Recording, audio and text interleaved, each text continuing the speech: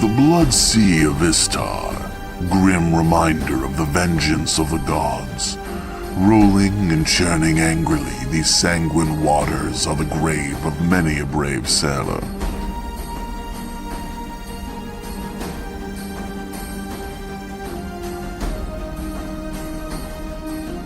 Across this haunted sea, the heroes must journey to find freedom and victory.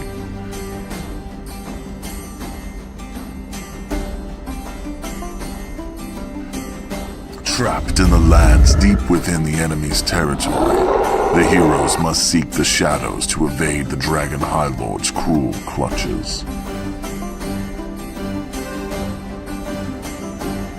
But fate deals them a strange hand, placing the cornerstone to the Dark Queen's defeat within their reach.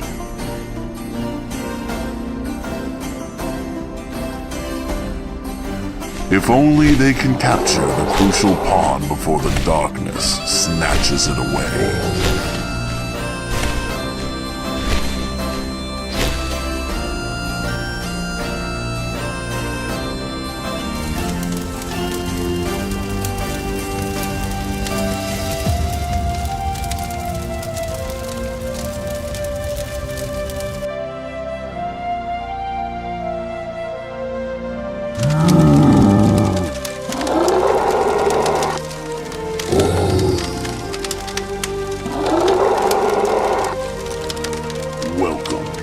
To the world of Kryn and the legendary DragonLance.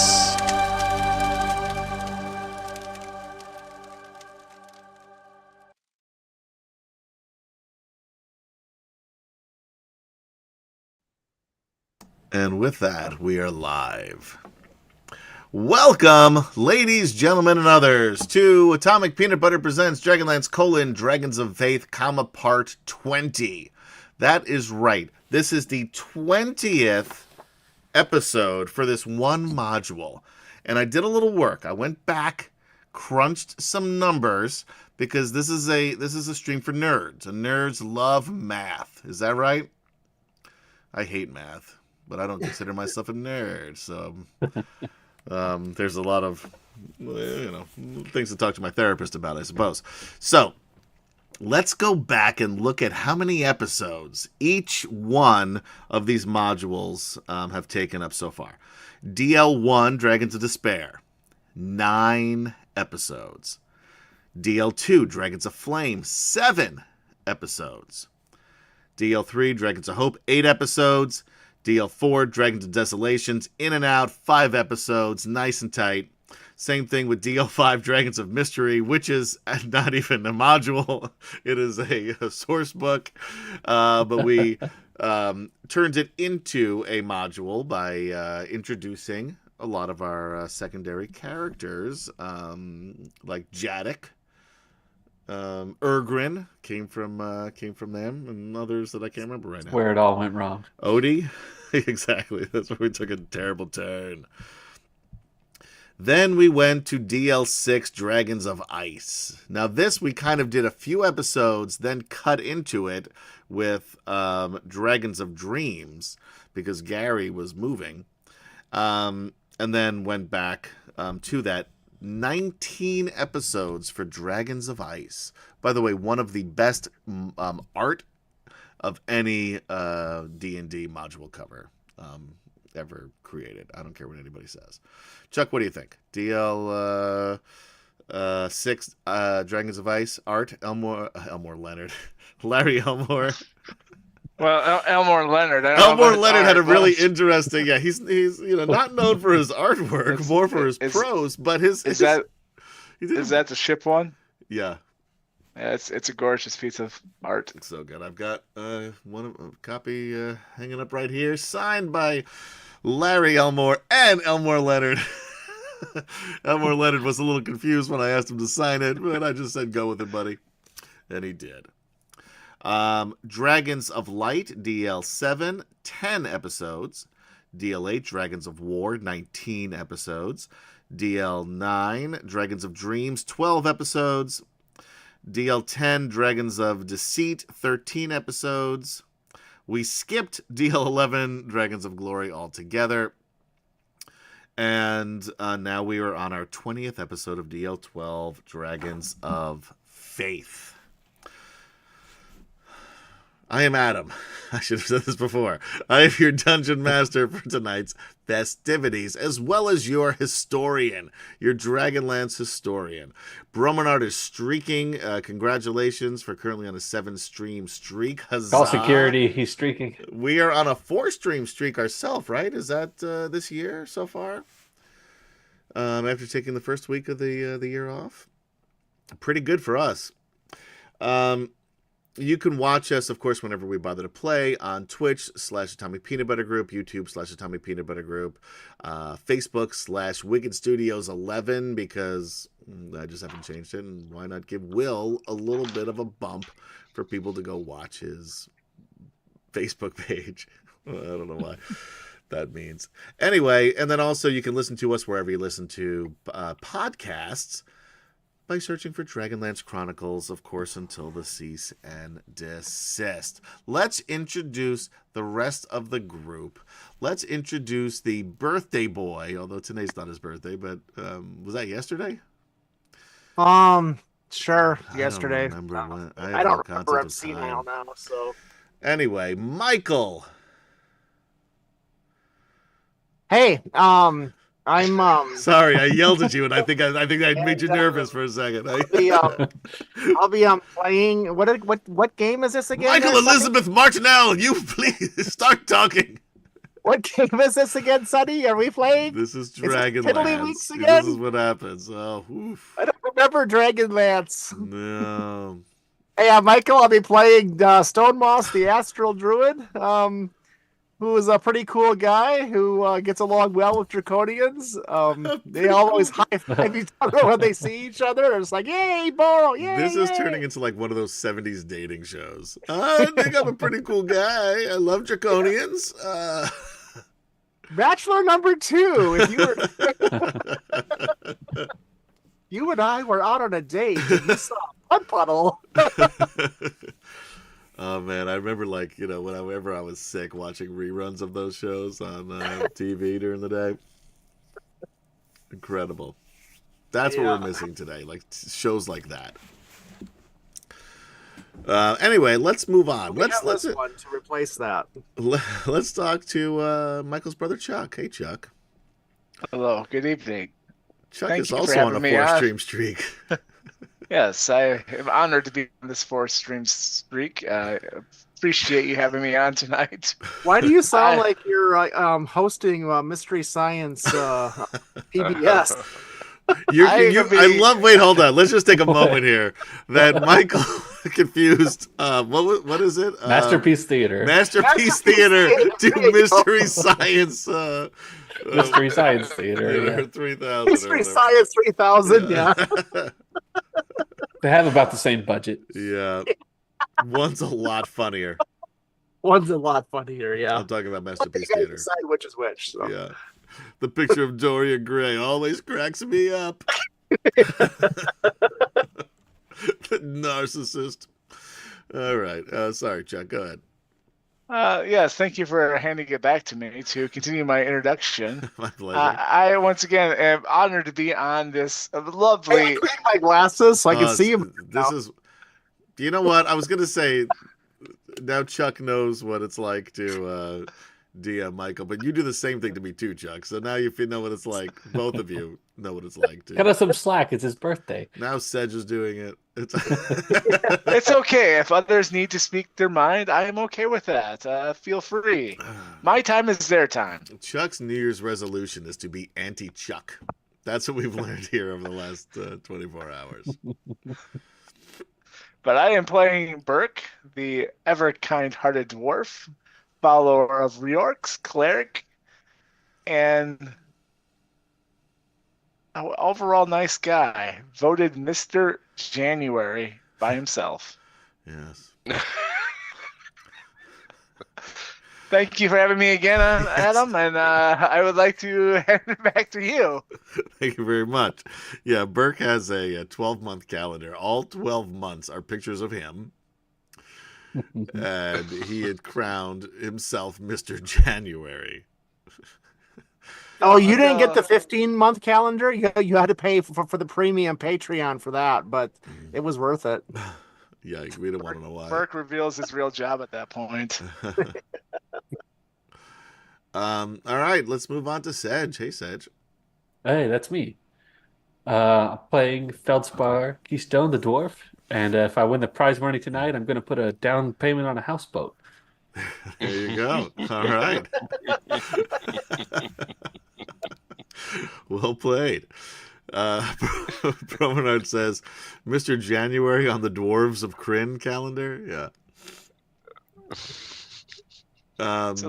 It's a limited edition, by the way. It's been a while since we've had a Dragonlance calendar. I think we should bring it back with characters from this show.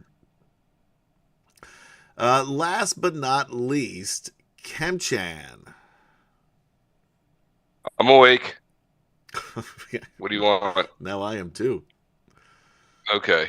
Hey, yes, Kemchan's here, and he is still playing Garel, our human fighter who thinks he's a dwarf because he was raised by Flint Fireforge. And right now he is trying to convince his older sister to switch sides and fight against the dragon army. How is that going to play out? Well, I wonder. That's the plan. That's the plan. That's the plan. And you guys have done great on plans. That is so the plan. far. You guys have really been. Hey, I think we're due. I It's- think we're due following a plan and it coming through. You know How about what? that? That's the way to look at life, Kemchan. That's the way to do. This is why I knew there was a reason I went to you last. It's to give us all a little bit of a better perspective on things. There you go. Antecedently on Dragonlance, speaking of looking back, Nothing much happened. We had a nice picnic. So some ants came and tried to steal our picnic This food. Adam, mute Fine. Michael. And- He's, What's that? he's getting. I was just trying to his meds are rewrite getting to him. history. yeah, and you'll find out why as we continue on with our antecedently on. The group made their way to Flotsam, try to find a boat to get the fuck out of Dodge. Try to maybe find some of their friends, their family members, but mostly just to survive. This place is filthy with Dragon Army forces. They found a boat that could maybe take them to hopefully to Urgoth, to the Whitestone Council. However, even if they got to Palanthas, that would be something. But never quite got to the boat. I lied. Ventellus got to the boat, saw that it was still there. He was invisible, and he only had an hour of invisibility. Checked that off of his list, wandered immediately back to the tavern so no one would see him. Because let's be honest, any elves, any dwarves, any humans that are not clearly part of the Dragon Army forces are going to be interrogated. That's a little foreshadowing for what's to come. Garel, who had a Red Dragon Army uniform, after first he and some of the other humans had armor, I should say. Thank you. It was a general's I saw, you know what? I saw you perk up, and I knew exactly what I said wrong. That's the.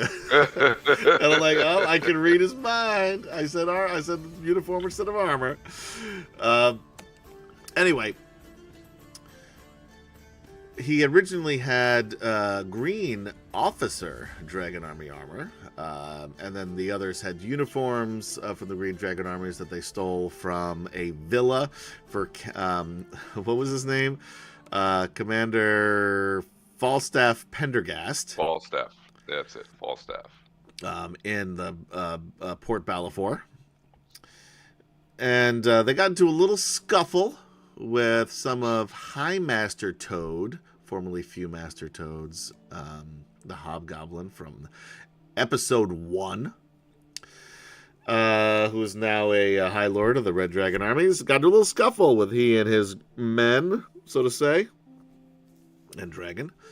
They were able to get their way out of that, and maybe, just maybe, start a little something between the red and the green dragon armies. Who knows?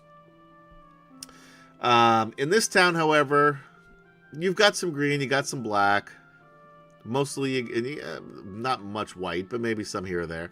But you mostly have red and blue dragon armies. Predominantly red, blue a close second. Overrunning this town. So, took a new set of armor, all red. Gorel then heads out to book passage for the group, hopefully, on the Parashon, which turns out to be, for those of you remembering DL5, Dragons of Mystery, that's where Smeen Bruga... Oh, wait, no, that wasn't DL5, that was Urgrin. I don't know, whenever the fuck Smeen Bruger showed up, after we killed off one of Will's many characters, and by we, I mean me, he was the original helmsman on the Parashon. Now they have a new helmsman, possibly, just possibly, the Green Gemstone Man. Who knows? The only one who really would have seen him would have been Ventelis, and of course Gaz isn't here tonight because why would he be? And that being said, Gorel, going to book passage, comes up to none other than his old adopted sister, Kitiara Uthmatar. Kitiara was not alone. She had some of her captains with her that she sent away, but also with her was Lord Soth. Lord Soth is in town, ladies and gentlemen. She convinces Gorel, who she thinks has joined the dragon armies, disappointed that she joined the red and not the blue, until she found out that he didn't know that she was the commander of the blue armies, the Dragon High Lord. So she brings him back to her inn, which is the Brown Pelican Inn. Sets him up there. He lets him unwind. He takes a little bit of a bath. She goes to take care of whatever business Dragon High Lords do in shitty little towns like this. Did make a mention, I'll point out again, when she was talking to Lord Soth, to make sure that everything is under control because she cannot handle another failure. What is that failure that she's talking about? I wonder. Maybe you can go back to Atomic Peanut Butter Group / on YouTube, search for the DragonLance Chronicles on the playlist, and go back to what was it, Dragons of War, and rewatch them, because you'll find out a little bit of what she's talking about. We know that it is because she lost the Battle of the High Cleric's Tower. Anyway, while there, Stonemoss turned himself into a sparrow, a common sparrow. Flew over to the Brown Pelican Inn, found Gorel, who said, "Hold the boat. I'm going to try to convince my sister to turn things around." And if you could do that, that would be a big blow to the dragon armies too, by the way. And we'll meet tomorrow. Hold the boat to tomorrow, and then we'll get out of here one way or the other. So what do? They don't wait till tomorrow, because there's a storm a-brewing. And it turns out there is the Parashon, Makesta, Carthon, who is the captain, wants to get out before the storm hits.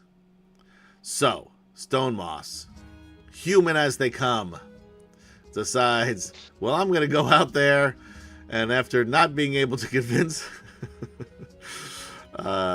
two of the 4 known clerics on the face of Kryn to be cannon fodder for him, although he presented a convincing argument.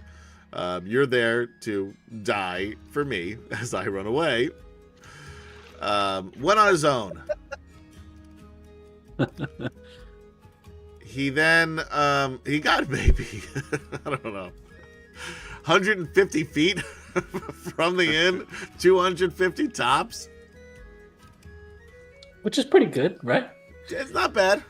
He made it further than I made it when I tried to drive a stick shift in London from the wrong side of the car on the wrong side of the road. So I can relate to to what happened to Stone Moss last episode. He was interrogated, and well, actually, he was being arrested to be interrogated. Decided to, as he would, meld himself into the stone walkway. Wait long enough for Gilden Tongue, who was an Aurak Draconian. And I will give anybody $5 if they can figure out who I'm impersonating when I do Gilden Tongue's voice. We will hear him shortly again. You can also go back and listen to last week's episode. It's going to be very hard to Nixon. get. What is it? Richard Nixon. No, you're very bad at this. David Carradine. Perfect. You got it right off the bat. I don't remember what his voice was. I was just throwing something out there. It is an obscure Ringo reference. Starr. Nope, it is an obscure reference. Chris Farley. No, that would be really funny, though. I don't even remember how to do a Chris Farley impression, I guess. In a van down by the river. Doesn't Frank sound anything like Zappa. him. No, okay, stop yelling out names at random. Cornelius Benedict Arnold. Gerard from My Chemical Romance. Wow, you guys. Winston Churchill. All right, I gotta mute the group. How do we do this on Zoom? Kim Chan. You were impersonating Kim Chan. Anyway, listen to him, and I doubt anyone is going to be able to figure out who I'm trying to impersonate there, and why I thought of this person and it's a character from a movie. I'll give you that. Why I thought of that for this character, I have no idea. There's no Rocky. clear relation. You're impersonating Rocky. No, I love that movie. Though. No. I love all 6 of those movies, plus the 3 Creed movies. They're all great. That we were talking about Star Wars before. Best movie franchise, hands down, Rocky. There's no better movie. Name me a better movie franchise than Rocky. I don't think you can do it. And I'm including the Creeds in that franchise. That's 9 fucking great movies, guys. I've seen Rocky 5. Rocky 5. All right. Take a little bit of a sidebar here. Rocky 5. I'm going to throw this out there. Hot take. Better than Rocky 4. Watch it again. Rocky 4 is nothing but montages. Rocky 5. We didn't like it when we watched it because we wanted them to fight in the ring and Rocky to win. We didn't get that. That movie, much better than you think it is. Not as good as 1, 2, 3, 6, but better than 4. I'm not going to disagree with that. I don't like 4. I mean, 4 is still good. I don't want you to. No, 4 is good. I don't want to hear a but blasphemy and tell me that it's not good. I mean, 4 is good, but I think 3 is better than 4. Oh, 3. First of all, 3 has Mr. T. Anything that has Mr. T in it is going to be better than most other Get the things tier list that out. don't have Yeah. Mr. T in it. When did 3 come out? What year was that? Because that was like the time where Mr. T 80. That was 85. would... It sounds Yeah, about when he was right. huge. Yeah, there was like there was 84, the maybe? A-Team was on. He had like the cartoon and the cereal. Like Mr. T was my idol. I even, no joke, my band Pure Logic has a song called Mr. T. Showing how much I do love Mr. T. Anyway, let's go. I don't remember where we were in the antecedent, Leon, but who cares? We were talking about the Aurak running away in terror as Stone Moss vanished. He was going to head over to, by the way, the Brown Pelican Inn because Stone Moss dropped some names, by the way.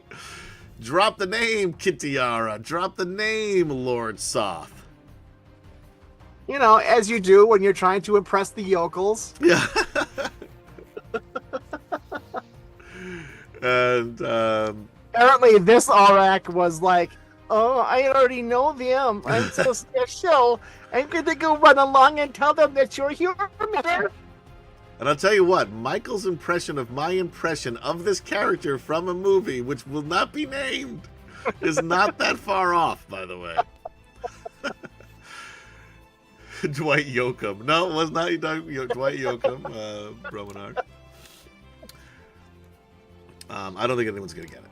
But anyway, so he went off to go alert Kitiara that this weird human knows her.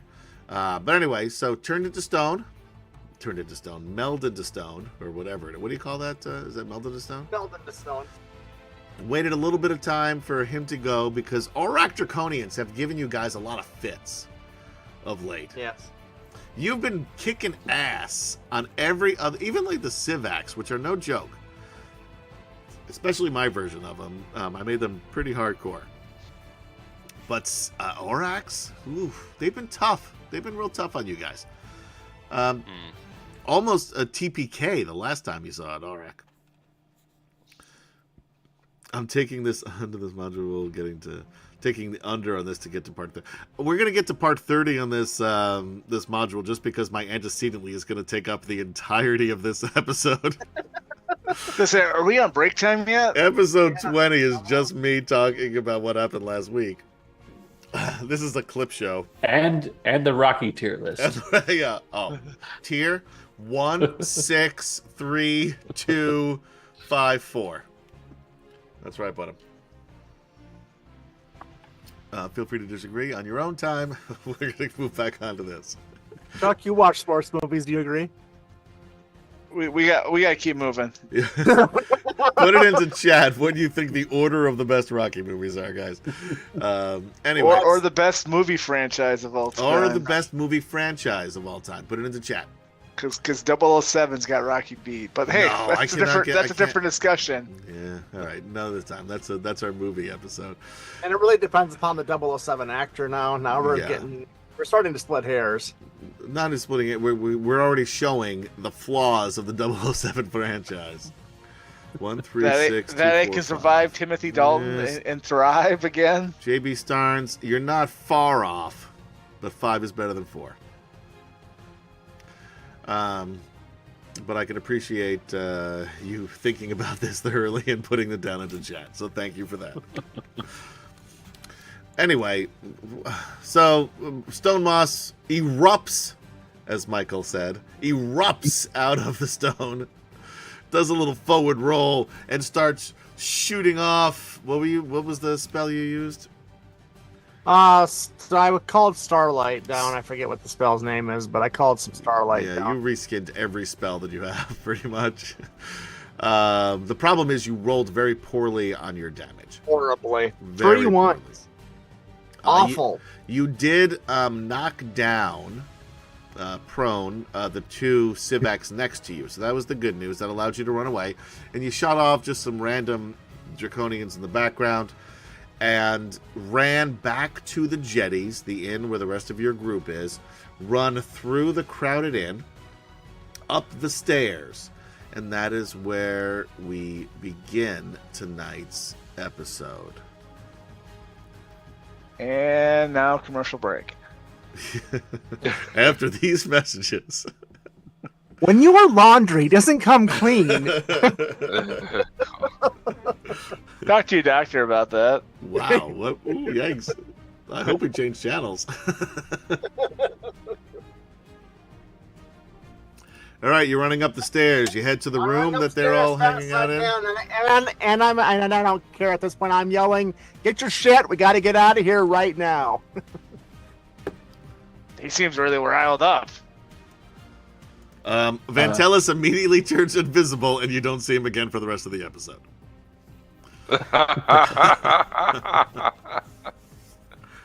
I'm assuming he has another invisibility spell. If not, we've just granted him one. My guys, what I do, I can run as fast as I can, get up there, burst to the door, close the door behind me, and babble as fast as I can, grab their shit. We're out of here. We're under attack. Oh, slow down there, little horse. You can stay You head right out to the hallway and you just talk to them. What exactly happened out questions. there? What's going on? Go. Let's go. All right, I guess there And I'm is leaving behind anybody who's not following. there is a window. But what's coming after us? So yeah, I'm already tying the bed sheets into rope. Draconians, but I'm already out this window if there's a way out of it. There's a window. You yell out, "What's coming after us?" All of them. Yeah, pretty much.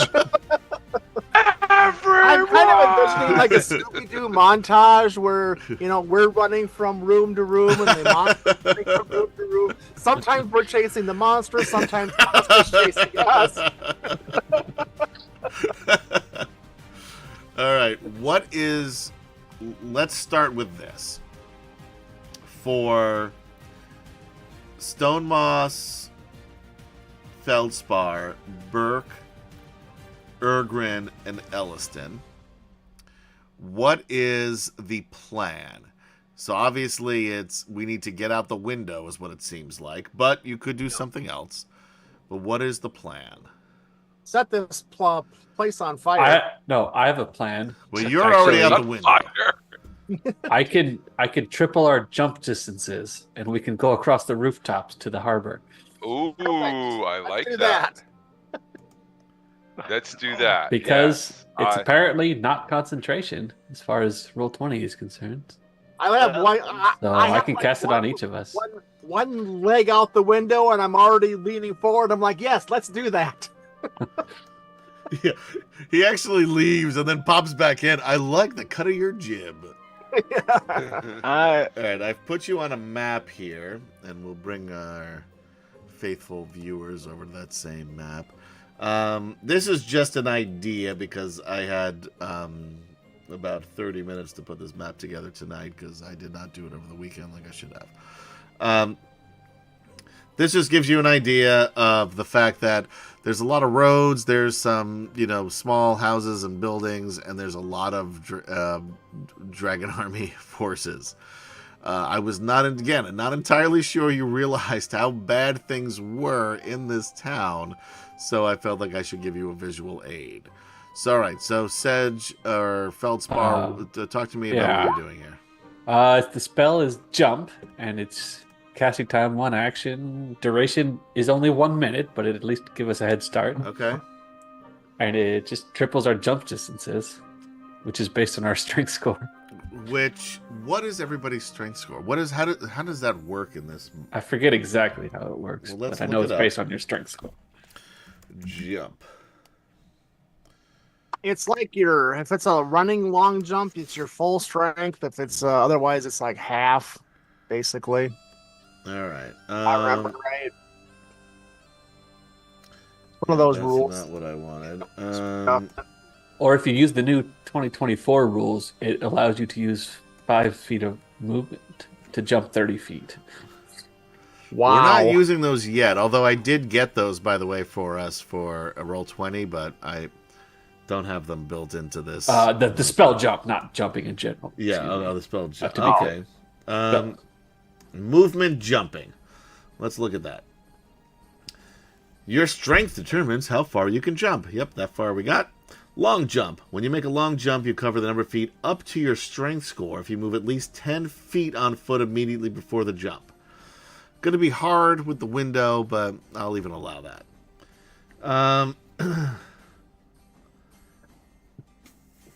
High jump. Basically, you want to climb to the roof and then jump. What is everybody's strength score out of curiosity? Mine's pretty good, which is why I came up with this plan. Mine's average. It's a 10, so it's a 0. It's 10 feet, though. Mine's 16. Mine's 18. Ergrin's pretty good. He's 13. See what Elliston's is. Yeah, because it said the strength score, not the modifier. modifier. Right. Yeah, so All I can right. jump 54 feet. Elliston's got 13, so he's doing all right. Elliston's been working out, lifting those discs of Mashako when no one's looking. He's not lifting. He's He's got squatting. a sleeper build. Yeah, he's squat. That's right. Yeah, he's nothing but leg day. He can kick like a mule too. All right, so you guys, your goal is climb up to the roof. Just everybody roll me a athletics or an acrobatics or strength or dexterity for Elliston, since he doesn't have any of those fancy things like skills. Here's mine.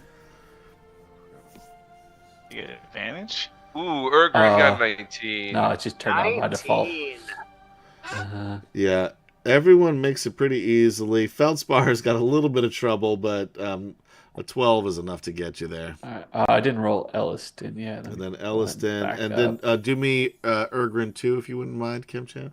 Oh, that was Cat. I That was did Ergrin.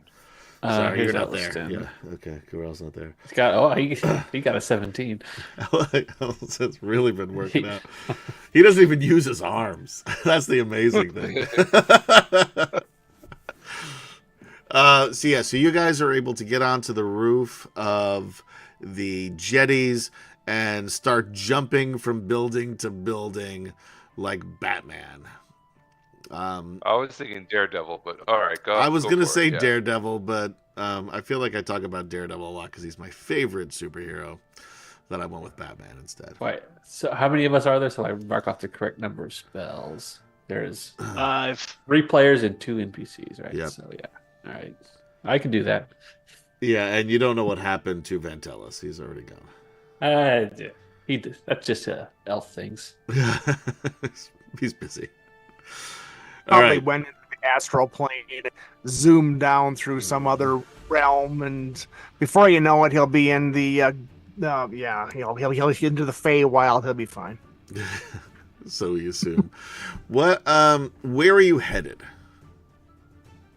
Towards the boat, I would assume. Seaward. The Okay, docks. fair enough. To the Just docks. making sure. Just making sure. All right, we cut to then. Gorell. You were still in Kitiara's chamber. She's been gone for a while. You've taken your bath. It feels good to be clean and relaxed, by the way. Yeah. You know, you've had... you Yeah, know, I have a feeling he took the time to comb out and redo his beard, Mhm. rebraid his beard. Yeah, because it was getting a little He's nasty. feeling good. Yeah.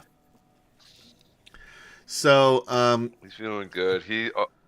A whole prospect of trying to turn his sister against the dragon army is like weighing heavily on his mind, though. all right. Well, as he's thinking about that, who enters but Kitiara Uthmatar? She comes in with one of her guards as well as an armorer. The armorer brings over to you a what's clearly a it's not a new set of armor because that would have taken way too long, but a suit of armor that looks pretty good to you. It looks like it could fit pretty well. And Kitiara says, good. I see that you're awake and ready. This should hopefully fit well. They are making one for you specifically that we can bring to us to Naraka. However, we wanted to make sure that you had something appropriate for your station. And she gives you a little wink and that crooked smile of hers. And she says, so let Armand here just make sure that everything fits well, and he starts to, unload the armor, and we'll start putting it on you unless you stop him. No, I don't stop. So this is plate mail plus 2 armor, Ooh. blue dragon army. And he's, just putting things on, making sure, everything fits. It's not too loose, not too tight.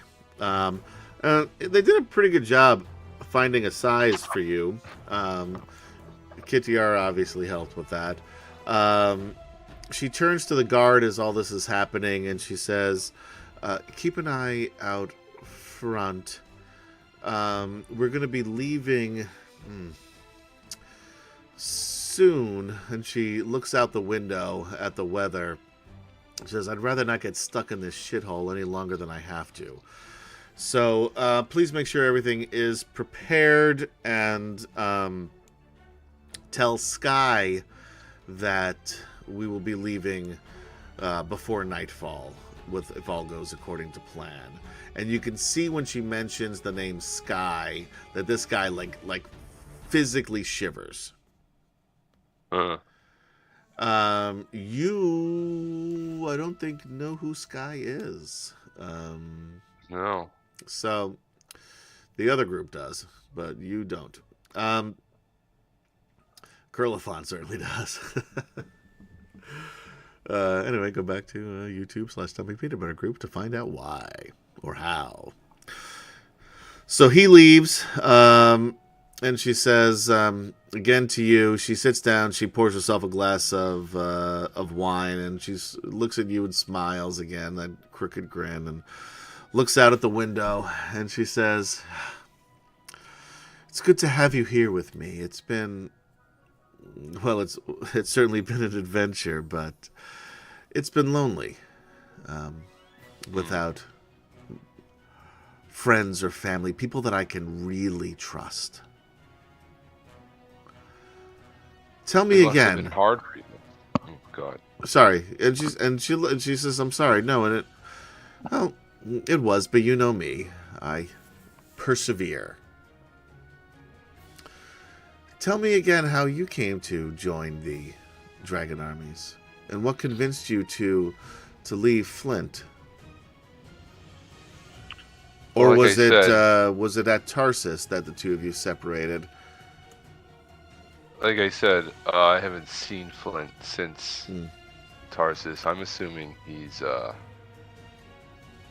moved on from this plane. Well, I can tell you the last time that I've heard, and it's been some weeks since I've lost track a bit. And roll me an insight check.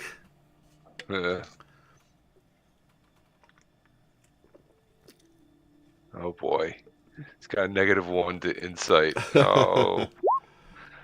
10. Okay, 10. Yeah. Not hard to great. it's hard to read her. You're taking her at face value. Says it's been a few weeks, but last I, and she stops herself. This is what the insight was going to be.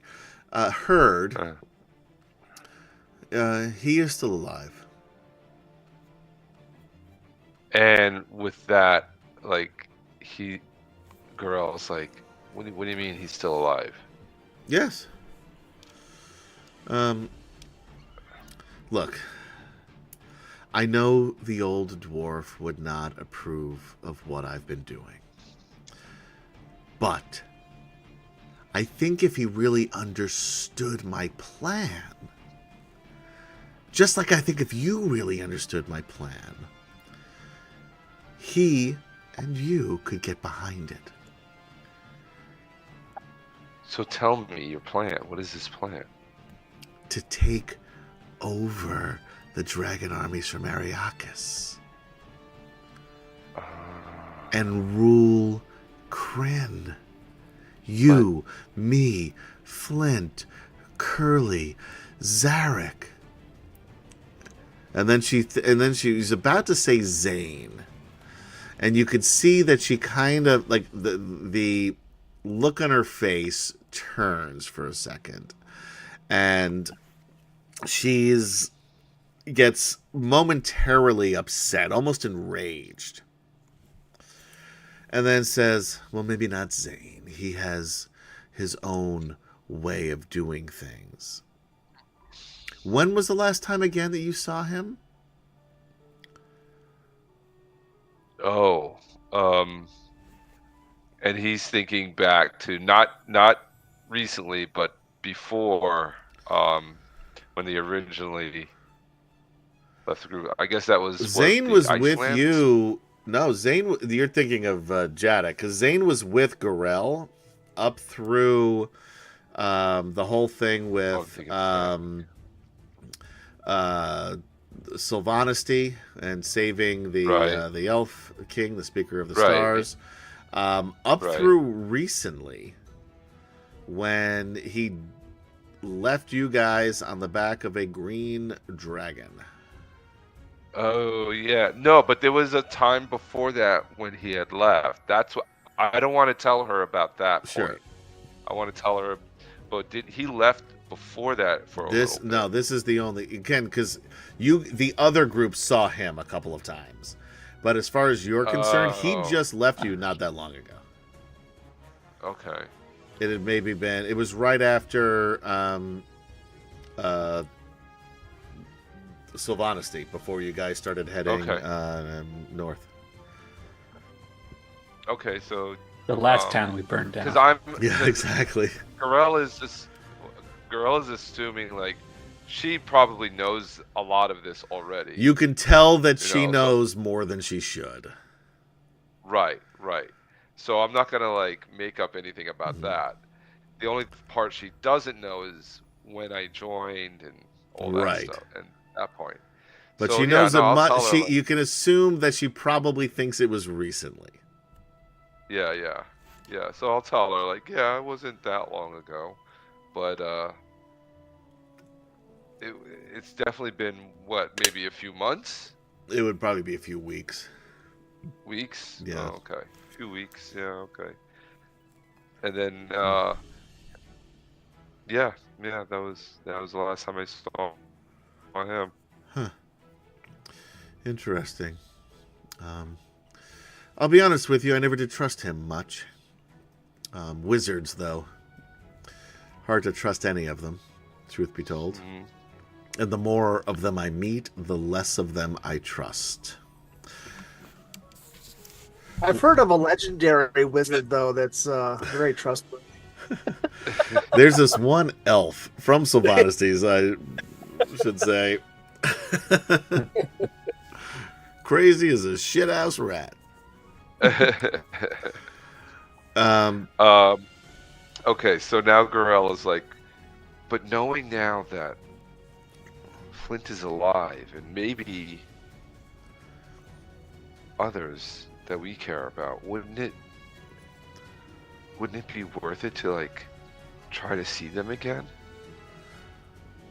Of course. What do you think I've been trying to do? I've been trying to get them to understand, to stop fighting this. There is no fighting this. You fight this, you lose.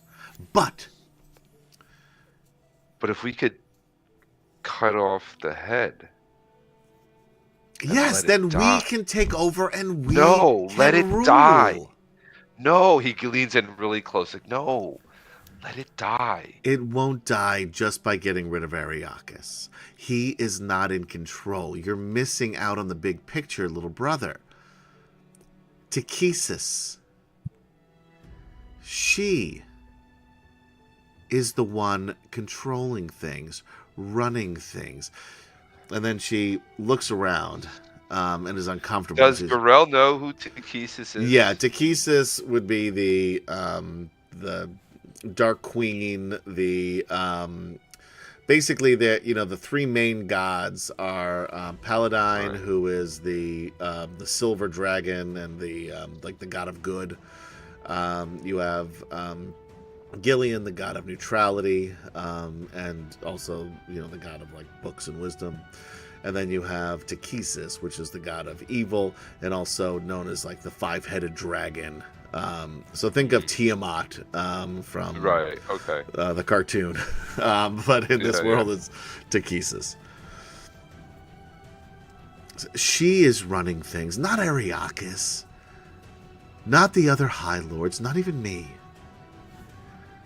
But if she is going to take over Kryn, which, by all accounts, look what's happening, she's going to, The elves, the humans, the dwarves, the Kender, the gnomes, they can't get their shit together. They're too busy fighting amongst each other. That's why we've been so successful in defeating them time and time and time again. But I heard you talking about a failure. Sounds like Not they're now. fighting back. Armand, you're done here. And she walks over and opens the door.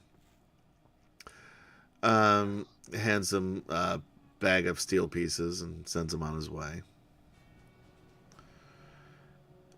Closes the door. A failure, yes.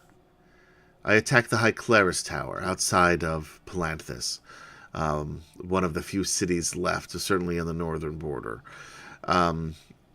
We lost. We lost because of...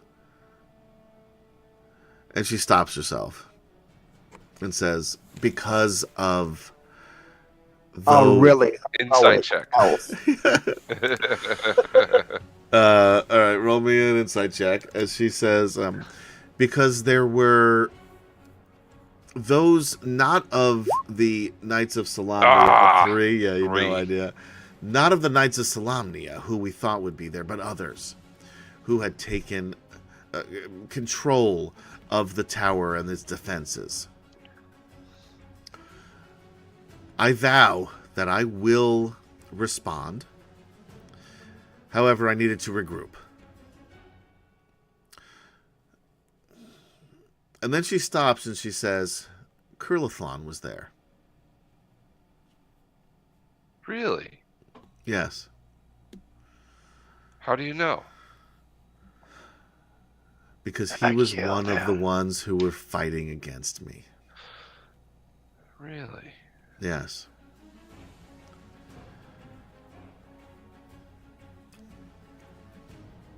And so he knows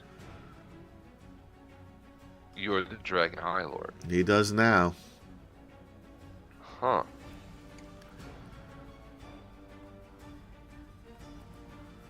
He's still alive. I wouldn't let him die. And Grell looks at her because I didn't even think that you would have killed him. But thank you. Look, if it wasn't for me, he would be dead, confirming. okay? Okay. I want you, I want the others to join me. I want Curlithlon to join me. For Zarek to join me. They've been so stubborn. You're the only one who has been able to see. Of course you have. We've always been so close. But you're the only one to see the big picture. The Dragon armies are going to take over all of Ansalon. That's a done deal. We're mostly there. Listen, he then like puts his hands on her, around her head. Okay. To quiet her down, and pulls her and he goes, "You're missing the big picture. This isn't good. What is good? Kill this. What is good? What has this world done for me besides taking everything away? Well, now I am prepared to take it back." Exactly. We could end this. Flint is alive. Curly's alive. We can end this and be with our family again. Sure, but we do it from the inside, and we do it. And you know she's... I don't even need to roll an insight check, but you know she's going to say my way. But then she stops herself and says our way. And I went, no, not take over, but to end it, all of this, for real. We can... I am so happy to see you, Kitiar. You have no idea how happy this makes me feel. But to hear you talk of conquest, this is not how we were brought up. This is not... You're right, Flint would not approve of this. And I can't say that I'm crazy about it either. We could end all of this. I will stay with you if you promise me. Once we kill, what's his name? Ariakis. Ariakis. Once we kill Ariakis, we let this die. And we go home. Roll me a persuasion roll.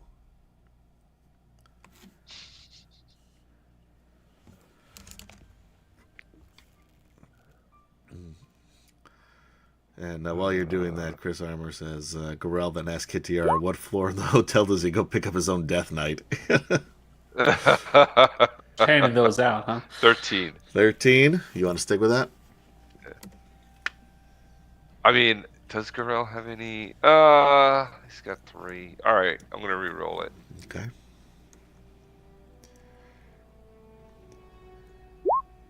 Oh, That is a nat 1 for those of you watching and listening at home, for a total of 2. All right. Wait, I'm gonna wait.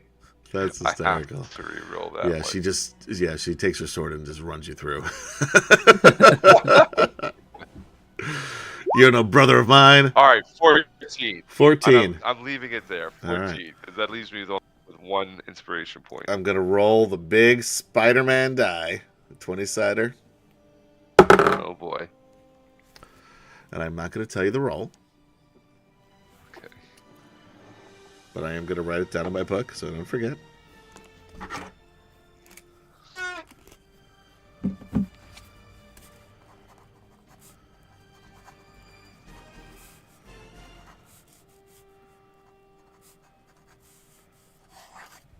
All right.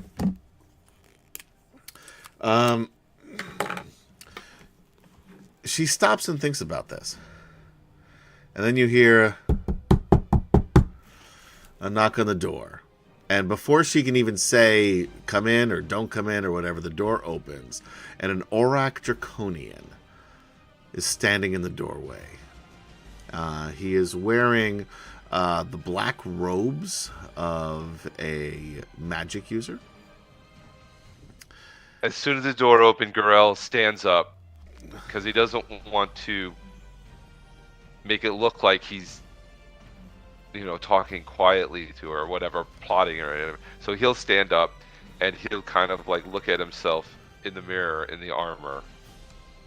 And It looks good. Kind of like, yeah, and like starts Blues to, your, and he'll even blues your take, color. he'll take his Vorpal sword, look like he's posing with it. All right. All right. And Gildan Tongue looks at you and looks at her, and you can see this through the mirror, because you're Right. you're as if you don't give a shit about him or what's going on, trying on your new duds, whatever.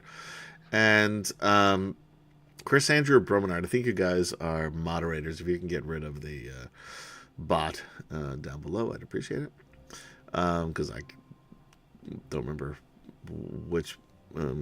Never know. It doesn't matter. If you could do that, I would thank you. Anyway, so he says, sorry to interrupt, but there is a problem down at the jetties. And Kitiara looks really annoyed at him.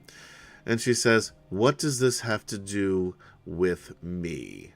And then she also just glares at the 2 guards that are standing in the hallway behind this guy.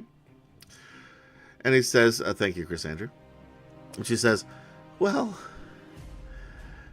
there was a person, a human, dressed in oddly old clothes. And he attacked us. If you can believe it, he attacked us. All we wanted to do was learn a little more about him. Interrogate him, as it were. He didn't like that.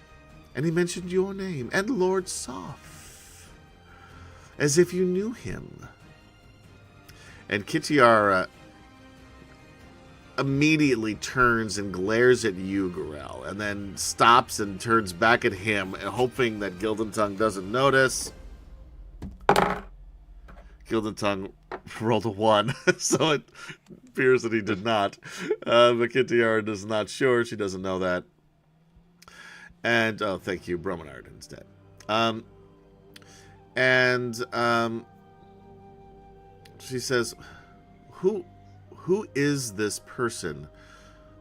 And why are you coming to me? He attacked myself and my guards.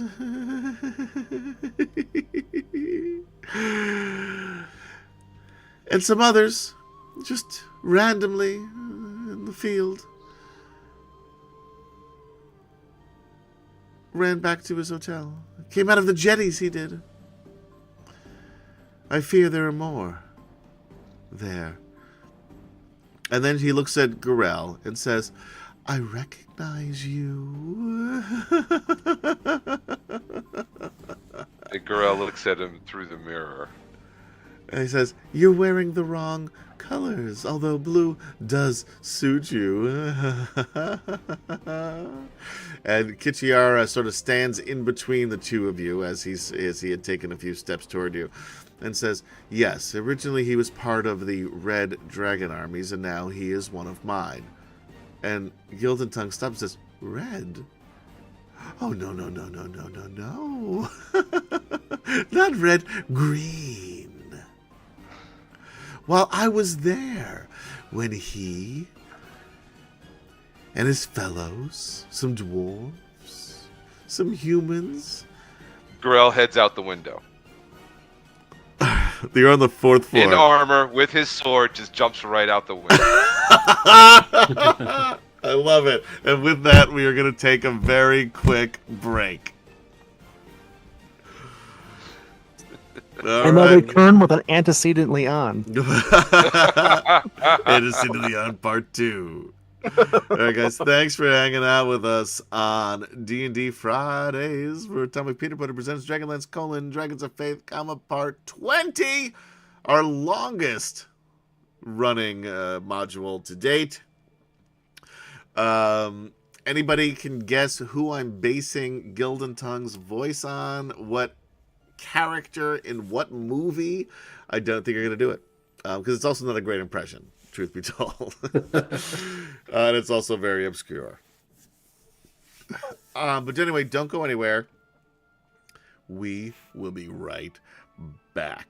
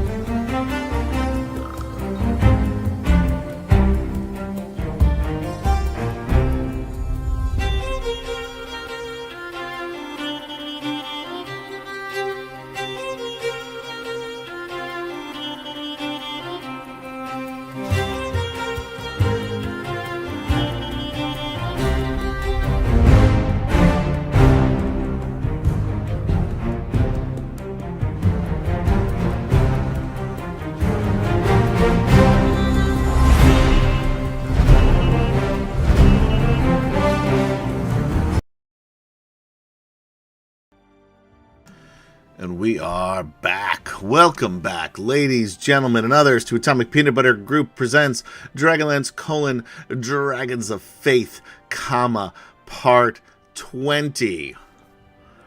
We're gonna get right back into it. We're gonna cut from Gorell jumping out the 4-story building. He can survive that. He's fine. You're muted, Kempt. You're muted. I forgot how high we were up. You're the tallest building in Flotsam. Let's talk about this briefly. How high is a 4-story building? Well, assuming each story is 10 feet. Yeah. Yes, about 40 feet. Yeah. And what is it's how many d6 per 10 feet? I think Now it's you're just 1d6 saying there's per 10. nothing I could grab onto out. Oh, there will be. There will be things. It'll be a 4d6. Slowing down the velocity. Although, I guess what we've learned from Galileo is that you fall just as fast as a feather would. All things being equal. All right. We are back. We're going to cut to, the last thing we see, Gorell jumping out a plate glass window 4 stories up. Straight through the glass, right? Yeah, no, straight through the glass. It was closed. And we cut to the others. Give me each of you a stealth roll. We're going to use a group check on this. So this is going to include the 2 NPCs, Ergrin and Elliston, as well. Right. Okay, stealth. Bromenard has a good point, and I'm going to be kind and agree with him on this one. It would be closer to 30 feet because it was on the floor of the 4th floor. I mean, we'll say 35 feet. How about that? Like you round down. Okay. Round down to 30. Sure. Michael, it's your birthday just passed. That's a gift to you. I don't know why Gorell's character living is a gift to you, but why not? Best I could come up with. More hit points to get in the way so I don't get hurt. That's the thing. You guys are without your fighter. Although you got a ranger. That's close. And a cleric. He's probably got a better armor class than I do. True. You do more damage, though, probably. All right. So what did everybody roll? I rolled an 18. Oof. I rolled a 9. Burger got 11. I also got a 9. And And Elliston got a 6. Yikes.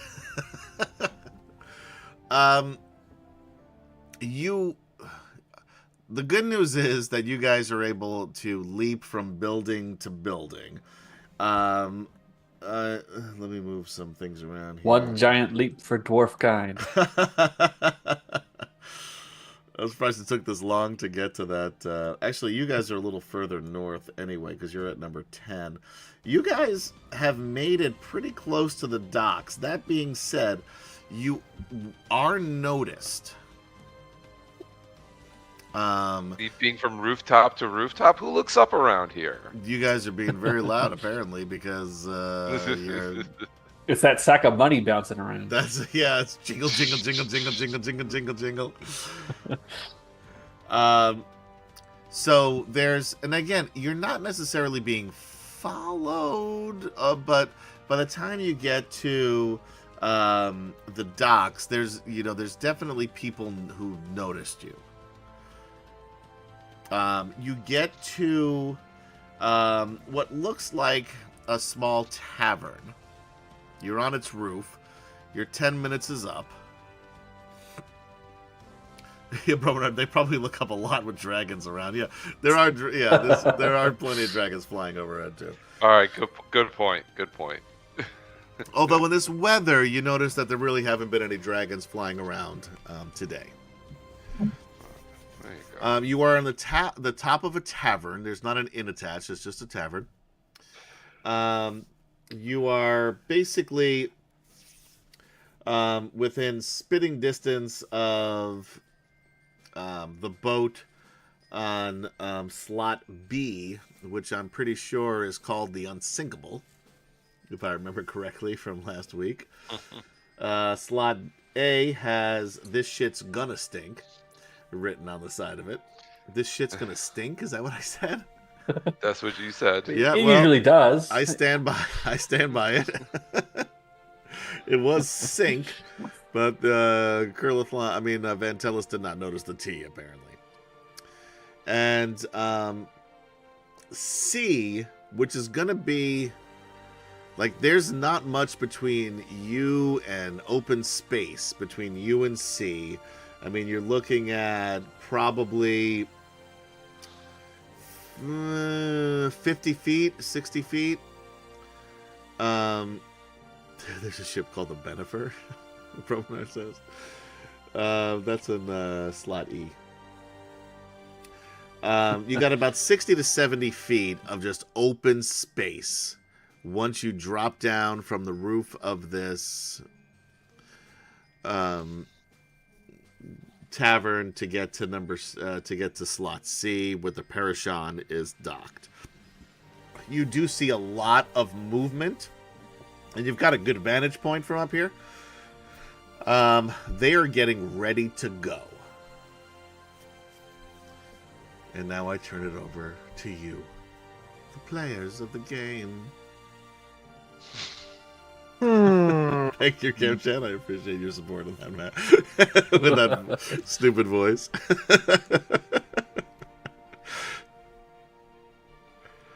Well, is there are there a bunch of guards in the way? Or? Oh, this place is filthy with Draconians. Now, are they all paying attention to you? No. Okay. There's like a bunch of people bumping into each other trying to catch up to us. Think of this, yeah. Now, the docks are not as busy as the rest of the city. Now, think of Times Square full of Dragon Army forces. Like, that's what, instead of tourists, it's Dragon Army forces. That's what's up here. All right. Can we, from where we are, I see where we are by that 4, like across the street from the 4. Yep. Can we jump across rooftop to rooftop along? Your jump is ended. Parallel, or jump is ended. Okay, gotcha. So you're actually on top of. I'm gonna ping it right here. This building here, which is the last building before the docks. Okay, and that's a tavern. All right. That's a tavern. Okay. So the streets are busy. What about behind it? What about behind the building there, closer to the docks? Closer to the docks is still, it's not nearly as busy as the rest of the town. That being said, there are absolutely Dragon Army forces there. Okay. Well, time to jump down and start barging our way through then, right? I wonder what would happen if a water elemental were to rise for near one of the ships that we don't care about. Do you think that might attract some of these people to go maybe to defend that ship? Or clearing run a away path for us to get to where we're trying to go? Couldn't hurt. Put it on the Urgrin's, like put it all the way on the other side. I can raise one up about 90 feet away. Oh. 90 feet. Where are we at? From where we are? You are right. See where I don't know, is that Feldspar's token? How big are the squares on this map? You're just this little U-shaped building just north of Feldspar's token. That's where you are right now. Right, and how big are the squares on this map? From 90 feet, you're well within 90 feet to get to like basically over here of the like the opposite side if you wanted to on slot B. Right, but the ship we want to go to is on slot C. Okay. So Kem-chan had mentioned that, or Ergrin, I guess, in this case, Yeah. the opposite side of B to get people focused on that direction, and you guys run over to slot C. So if a water Yeah. elemental were to appear, not an actual elemental, but an elemental We get spirit you. Yeah. rise Close up enough. and just go berserk over there for a while we dash Yeah. the other way. You notice that it is a black dragon army ship based on the flag flying behind it. And I really don't care what happens to the to the elemental. Oh no, I understand that. And once he realizes, he's going to be very upset with you. But he shouldn't have no clue I thought why. we were friends. Just an elemental that rose up out of the. Who thinks you're friends? Just throwing that out there. Right. 100% confident you guys are friends until you let him be murdered. You couldn't do a fire elemental instead, could you? I could do a fire elemental. I just thought You just a start- water would make more sense, but Oh, you could just. I mean, you would start that fire we've been talking about. He really wants something to burn. it's an interesting idea because it's concentration. Yeah, I throw a can- fire elemental right on one. the deck of that black dragon ship. Then it won't be chasing us, assuming we get out of this harbor. Yeah. Yeah. Oh dear. Do that. Which one of the Beavis and Butthead characters always wanted things to burn? No, I don't know for sure. Oh, I remember they did. Wasn't it Beavis? I'm I pretty feel sure like it was Beavis. Beavis. So Yeah. that is. Think of Beavis with like a really long beard. That is now Feldspar. You gotta be careful starting fires with a long beard. You get into trouble that way. That's a good point.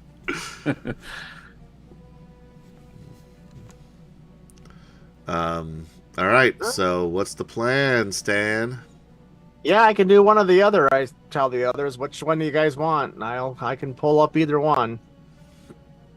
You I know think my the vote. fire elemental on the deck of that black dragon ship should do nicely. Okay, yeah, I can definitely do that. Just grabbing the page here of the book. Tasha's 111 Elemental Spirit. Wizards of the Coast, if you'd like to be a sponsor, we'd love to have you. Oh, that would be awesome, wouldn't it? Now that Will's not here, he's the one. He was the one preventing us from getting Wizards of the Coast sponsorships. I'm sure of it. Right, that was it. He was calling up the creators personally on their personal phones, and This is weird. Fuck the establishment! He would yell and hang up. It was. Right. So yeah, I'll pull out a elemental spirit, drop it in the middle of if there looks like a pile of rope or something like that on that ship Sure.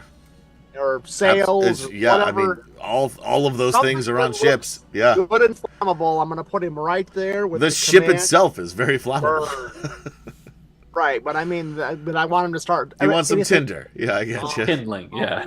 on fire. Yep. Yeah. Yeah. So that thing. Yeah, that's what he's doing. That thing goes off, and you do see that it causes a ruckus.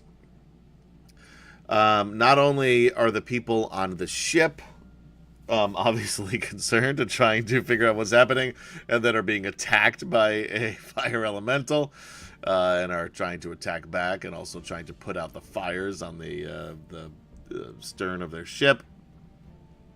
But those that were in the way of between you and slot C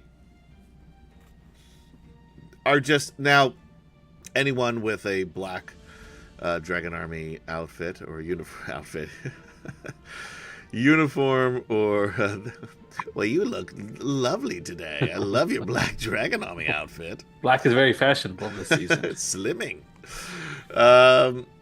Anyone in a black Dragon Army armor or uniform is going to head over there immediately and anybody else in any other different color uniform or armor is going to head over there just to watch, basically, and see what is going on. There's not a ton of entertainment here besides drinking, which they've definitely, some of these people have been partaking in as well. So there is, go ahead, sorry, Chuck. As the crowd gathers around the base of the dock, Okay. Burke stands up, a look of pure hatred in his eyes. This is where he alerts the rest of them to you. Go ahead, continue. Casts a wall of fire in a circular around the group of them, I knew you were with the gonna do that. flames pointed inwards, roasting them. Nice. That is nice. That also means it's going to attract even more attention, which means now it's time to run. Oh, he's fine running. Yeah, as soon as the fire starts, Yeah. hop You down still and have start. Pass Without Trace? shove. You didn't even start with that on this one. Yeah, I could cast it. Cedric Yeah, says reluctantly. Might as well. Can't hurt. My spell slots aren't good for much else as a ranger. I did throw it on us real quick. Casting time's just an action. All right, so everybody drops down to the ground during the chaos of the strange set of circumstances that has created a fire elemental and a giant circular wall of flame.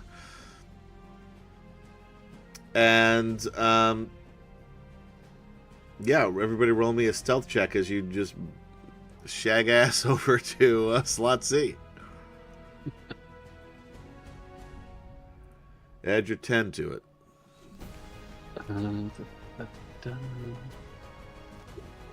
11. Woo. Oh, that's 21.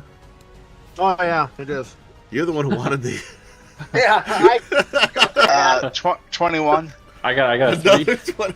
which comes to a 13. 13 for Feldspar. This is a group check. Ergrin 20 rolled a for 10. Ergrin. Oh, here's Elliston. 22. All right, everybody got over a 20 except for Feldspar, so you guys are in good shape. Although Feldspar's last, we'll say.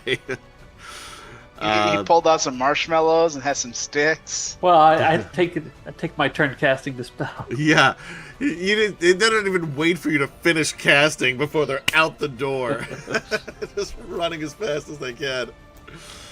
Yeah, Only it's like a scene from Baywatch as we're running.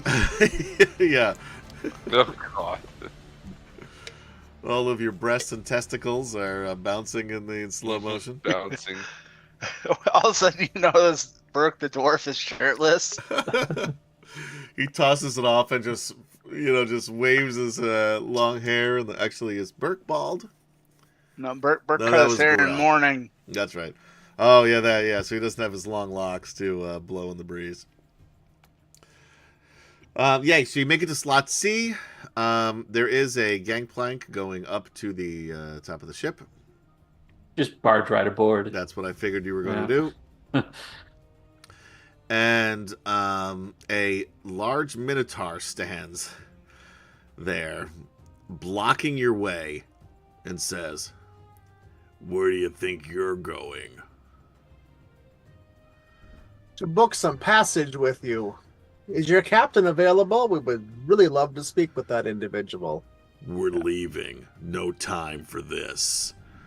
Perfect. Can we come on board and you can leave? We can book booking passage. If you don't And with like that- us, we'll get off wherever we're at. If we're in the middle of the harbor, the ocean, whatever, we'll just step right off. And We you have hear money. you hear in the background a female voice saying, "Boz, what is this? What's going on? We need to leave." And he says, "Don't worry. I'll handle it." And he says, "It's time for you to go." Yes, Listen, we do need to go on this ship. You are correct. yeah. You don't get it.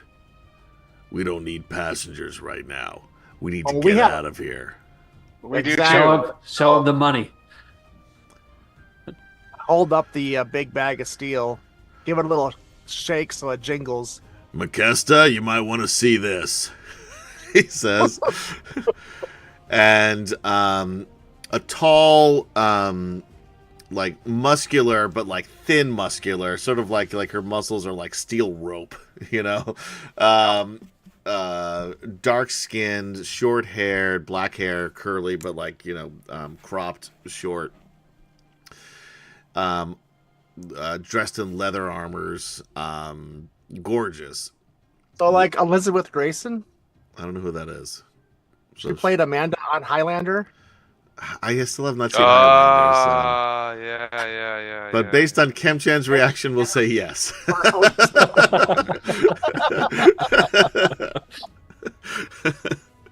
She walks up and says, "What is this? Who are you? What do you want?" We're your new passengers. And And when the guards catch up to us, they're not going to believe anything else. They're going to hold you up way longer than we are. Plus, we could pay. how much is in there? A few thousand? No, I'm not actually the money. I'm just holding the bag. Our money guy is. Oh, and Ventelis appears and says 7,500 steel. Hand it to the Minotaur. This will get us passage, though, right? You're not just going to try to rob us. Passage. I say as I'm holding it, out begrudgingly. We don't. Yeah, and he'll just like this giant mitt of a furry hand pull it away from you. Says, "We don't do passage here. You're going to need to work. Do you understand?" Yeah, let's leave, though.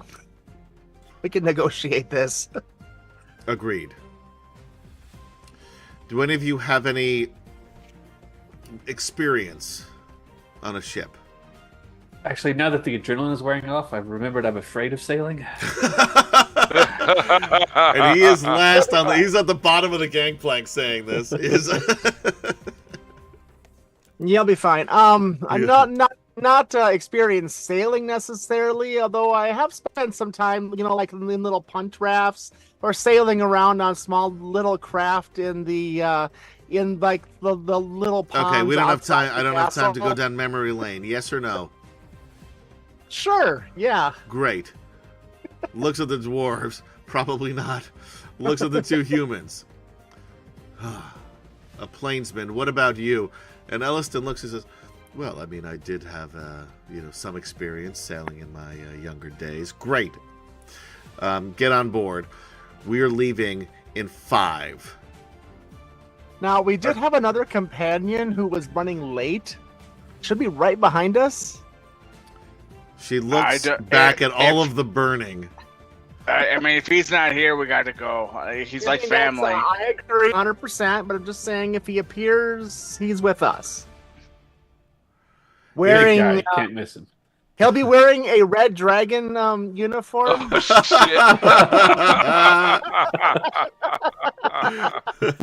Oh shit! But he's really with us. If he is here by the time we leave, that is fine. Otherwise, we leave him behind. Do you understand? Perfectly, yes.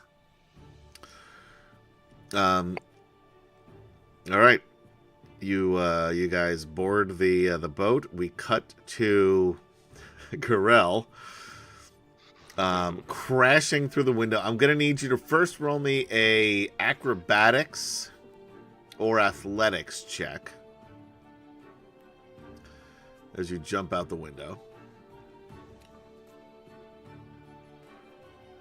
There we go. I'll do athletics. 16, that's good. You, as you're falling, speaking of Daredevil, as you mentioned before, you grab onto a flagpole. Yes. The problem is flagpole that's outside every window. Exactly, yeah. And there's one on each floor. The problem is, unlike Daredevil, you were wearing plate armor and you're already like 260 pounds of muscle. Right. So that immediately snaps. That being said, it does slow your descent. I'm gonna need you to make another roll. There's a pile of hay on the street, right? There's not a pile of hay, although there is an awning. And underneath is a fruit cellar. So why does it have to be fruit? It'd be cabbages or something. Yeah, and you crash right through the fabric awning into the fruit cart. You are going to take... How much damage do you take from falling 30 feet? I think it's a D6 per 10 feet. Yep, 3d6. All right, you're going to take 2d6 based on this, though. Okay, I'll take. Because you made your athletics roll. So, not bad. Only 6 damage. As you go crashing down onto this fruit cart. And you see where you are on the map, right? Hold on. 6 damage. 6 damage. Got it. Okay. And where am I on the map? Yes, I see. Yes. You need to get here. Right. To slot C. How are you going to Hot-footing do it. that? Well, I'm gonna get up and start running. All right, you're going to run. Well, I'm gonna start running. I'm gonna see what I can find. If I can get a horse along the way. So I'm looking. You know so I'm what? running, Give me a but actively perception looking. check. Yeah.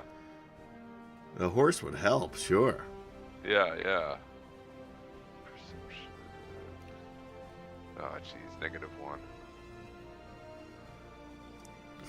15. 15, you find a horse. That's the good news. The bad news is it's got a Dragon Army officer riding atop it. I grab him and pull it, yank him right off. Roll me in athletics.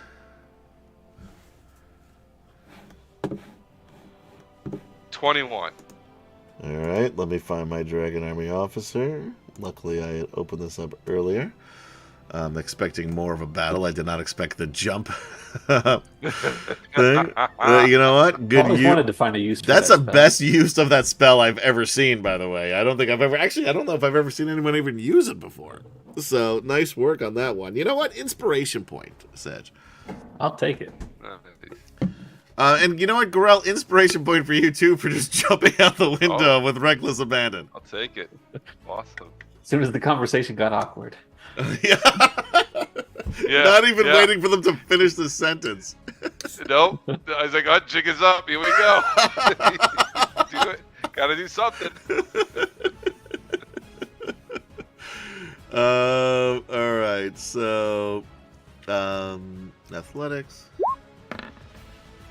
9. Yeah. So this guy is just slowly riding. He's enjoying the pre-storm afternoon. You you're running. Just run up, tackle him off the horse. I'd like to think I it's like, excuse me, sir.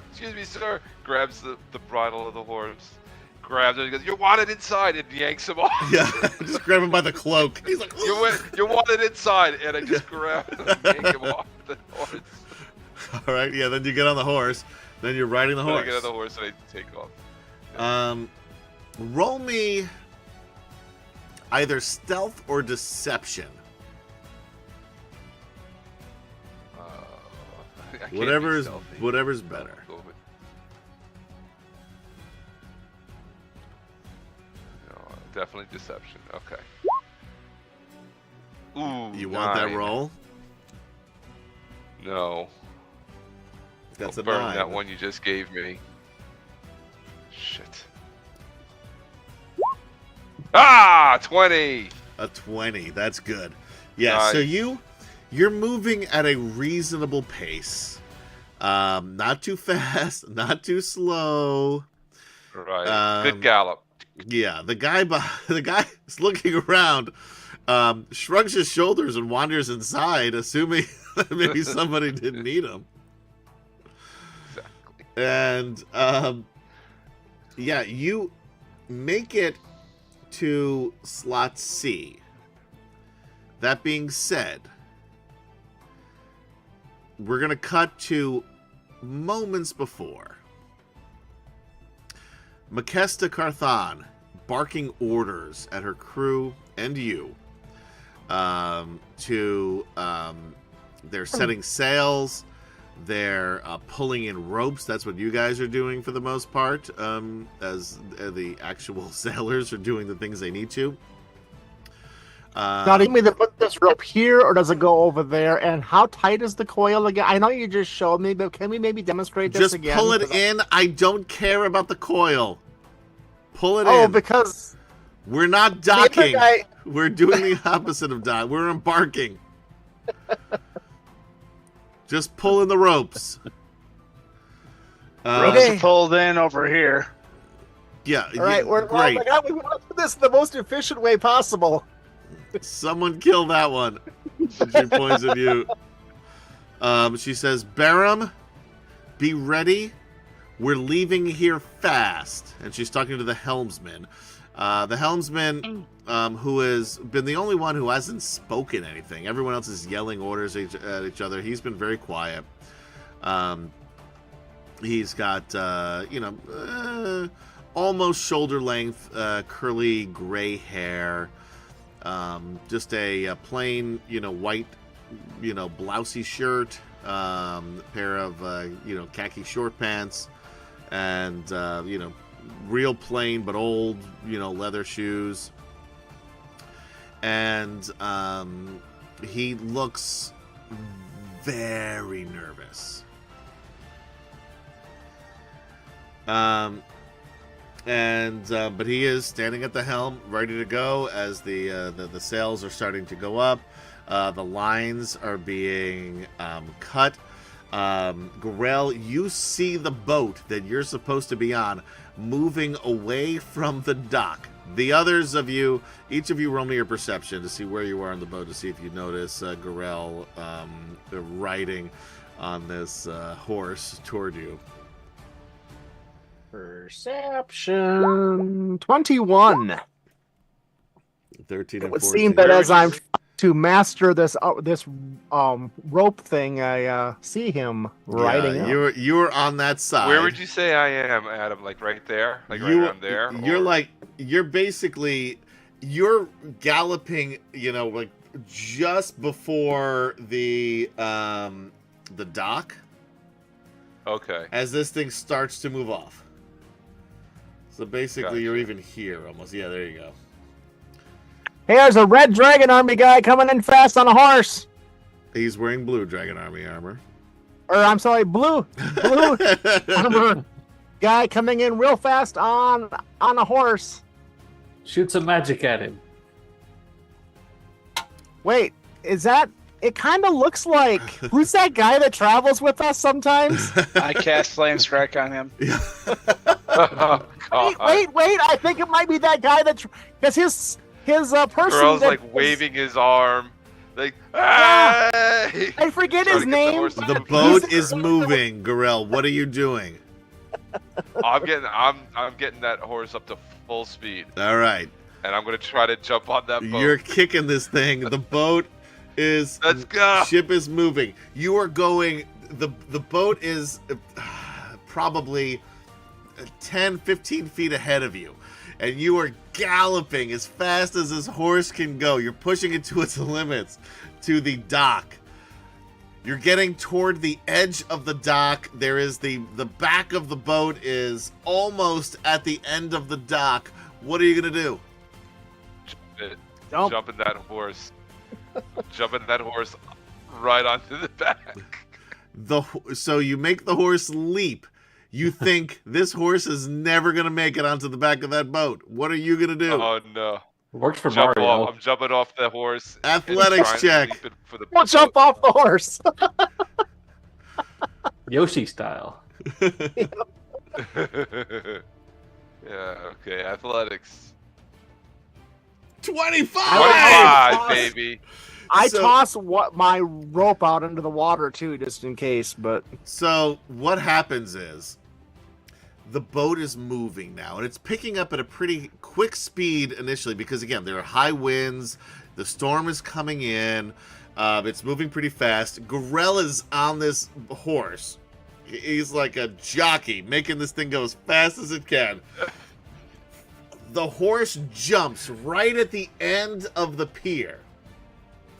Never going to make it onto the boat. So Gorell propels himself up in the air, just puts his right arm out in the air as he's jumping. Stone Moss throws a rope. Gorell catches it mid-air, pulls himself up, and again, all this is in mid-air, pulls himself up on the rope, lands with a crash onto the deck of the Parashon. And I'm pretty sure Burke was going to do a flame strike. No. I waved him off. It's like, I think it's that guy who travels with us sometimes. Yeah, and and then as you land, the exact same moment you land on the deck of the Parashon, the horse hits the drink and just goes right in. And Chris Andrew cheers 100 bits to the horse to swim away and survive. Okay, to Gorell. Yay. Nice. So that is, Gorell, you get 1 inspiration point for that one. Thank you. And Awesome. you were all on the Parashon. The Parashon is making its way very quickly. And it's right past a buoy that says no wake. But Makesta Carthon does not care. She's going full speed out of the Flotsam Harbor. There is a lot of pandemonium on the near the docks, especially by the Unsinkable, which is starting to sink because of all of the fire. And then the folks on the this shit's gonna sink next to it, the ship is laughing and high-fiving and saying, "Looks like we beat you sons of bitches." They're competitive, but not nice about it. Sore winners. Exactly. Bromanard says, "Epic, Kim-chan, that was a James Bond escape." It really was. But we still prefer the Rocky franchise. Except for Chuck. Yeah, so the Parashon will make its way out into the Blood Bay. Marquesta, again, is barking orders. Everybody roll me a perception check.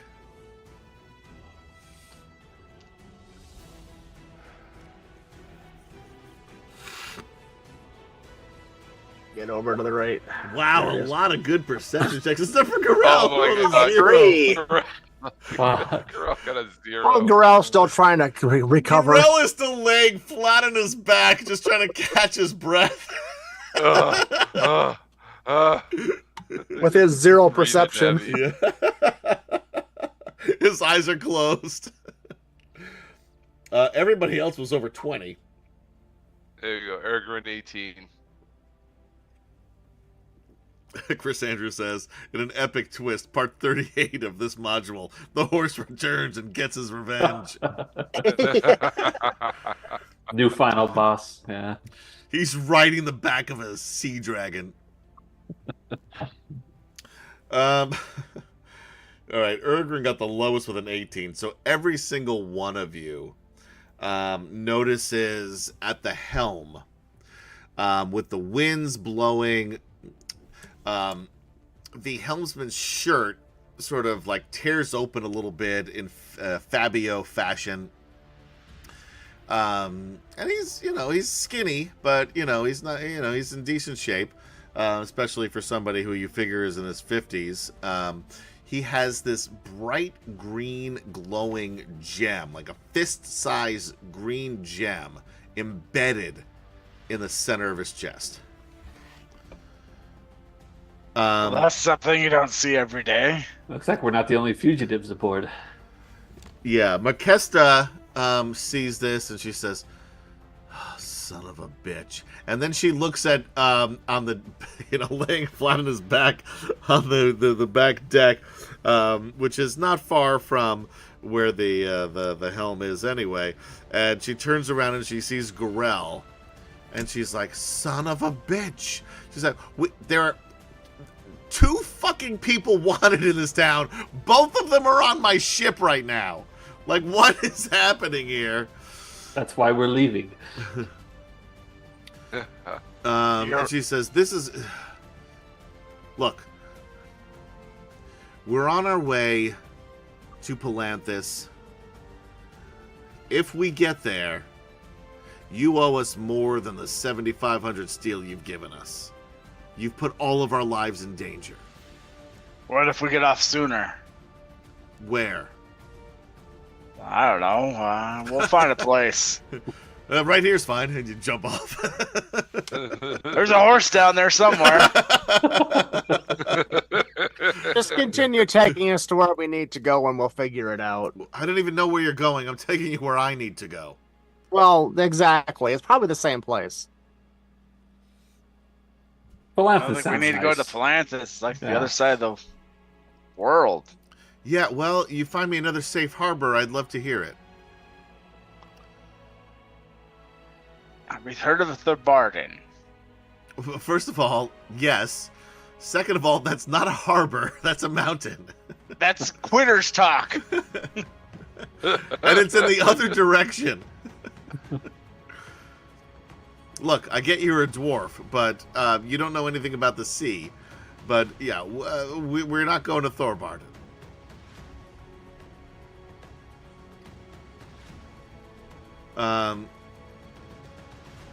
So I'm gonna move you guys. I've heard Palanthas is actually pretty nice this time of year. I'm hoping that the harbor there is still safe.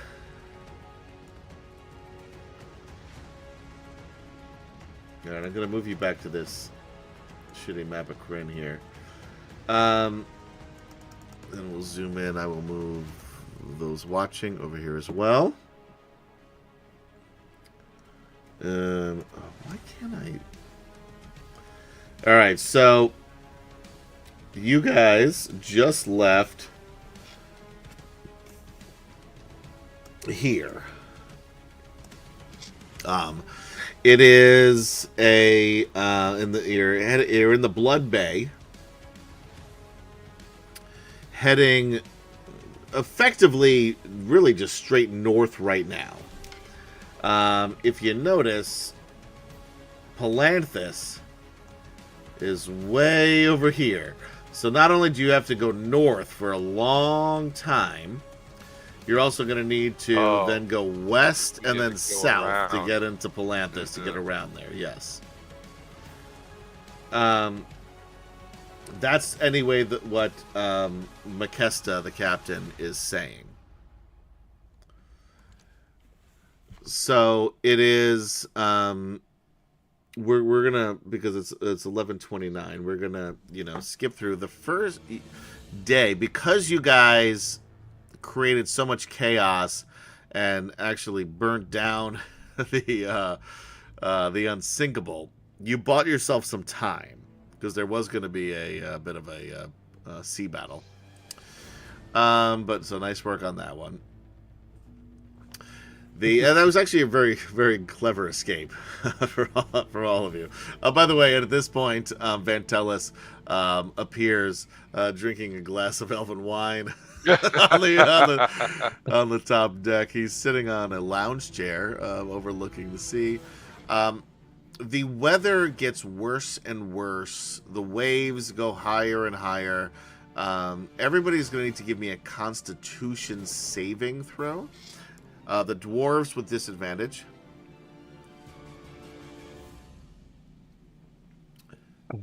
Okay. It's real bad for Racist. Feldspar. 4, yeah. The natural 1 for a Oh, total Burke of 4. got a 17. Just another day at the office. Ooh, Garel loves it. Garel is just happy to be out of This is not Flotsam. kind of place for an astral druid to be. I'm Yeah, sorry. double 8s. Pleasant Garel, experience. roll me for the NPCs as well, the 2 clerics there. Urgrin And Ease. Urgrin's having the time Wow, of his life. Garel wasting crits right and left, Kemchan. I know, right? Meanwhile, me and Ergrin over here rolling 1s and 2s. Yeah. Urgrin is from the plains. Definitely never been on a boat before. Or But Elliston, he's loving sorry. it. Or Elliston, yeah, that's right. Yeah, Elliston. Urgrin is doing great. Yeah, he's and Stonemoss, you're okay. You're feeling nauseous, but you're okay. I forgot my Dramamine. I should have had a patch. I mean, he's Patch feeling. that lab in the hotel. Yeah, It's- Feldspar and Elliston are actively retching off the side of the Parashon. Just at all times. Let's just like constantly, yeah. Just dry heaving. 13 plus whatever, yeah. So what?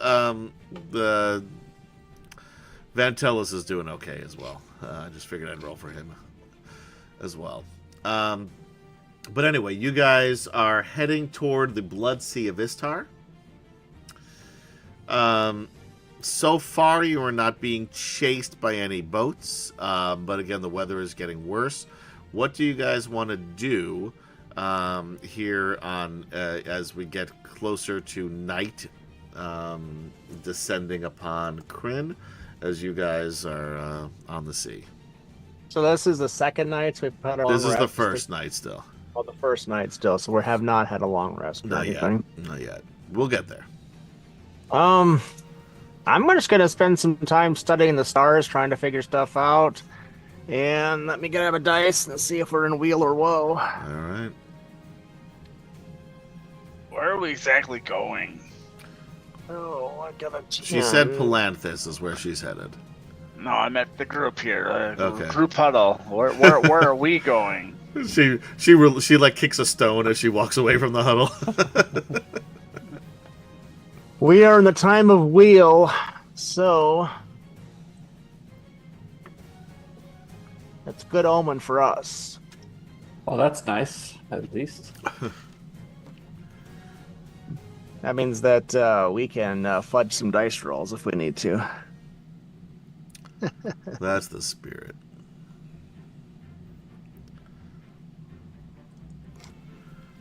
All right. Well, Burke asked a question. Anybody- Well, we've got some theoretical allies, right? We need to meet up with. Where at? Some kind of council. That Palanthus was on our radar, right? Garel, you do know that Kurlathlon was last seen outside of Palanthus. Mhm. And you know that Flint was alive, so maybe he's around that same area. Right. Okay. So yeah, I mean, Garel's gonna definitely vote for Palanthus. I mean, isn't that what we were trying to get to anyway? You were originally wanting to go to the Whitestone Council, which is all the Oh, that's way right. around in Urgoth. Where is it? Like, or Southern Urgoth. No, the Northern Urgoth is the Whitestone Council, right? That's over here. No, I was in Sandcrest. Oh, you're right, Sanchrist. But anyway, you got to go all the way around, even further. Even further. Okay. All right.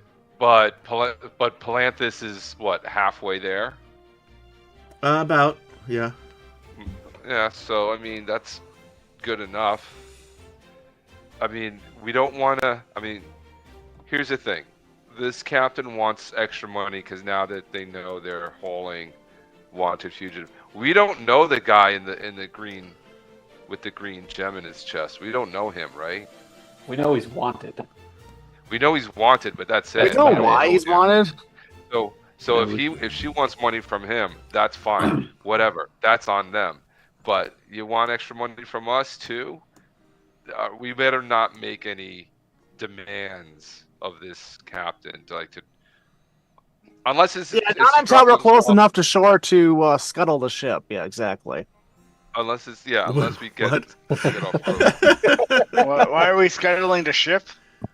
I didn't say we were. He just fucking hates ships, Leaving man. all options on the table.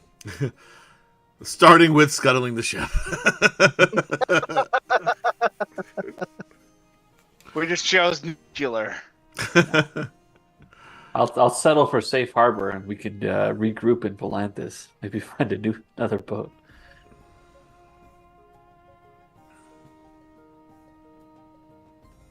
Well, I mean, do we know of any safe harbors along the way? You certainly wouldn't. No. I And don't think anybody would. yeah, none of you guys would. Yeah. No. So, I mean, we're at the mercy of wherever this boat is going. So, let's just. I say, what Garel says: keep a low profile, do what we are asked to do, and do we have extra money? Do we got have 12 extra steel. CFPs? Not enough to matter, no. Oh. So, Chris Andrews says Michael has a poor reputation of murdering boat crews and sinking ships. Time this- after time. Technically, it's his characters, not Michael himself. But yes,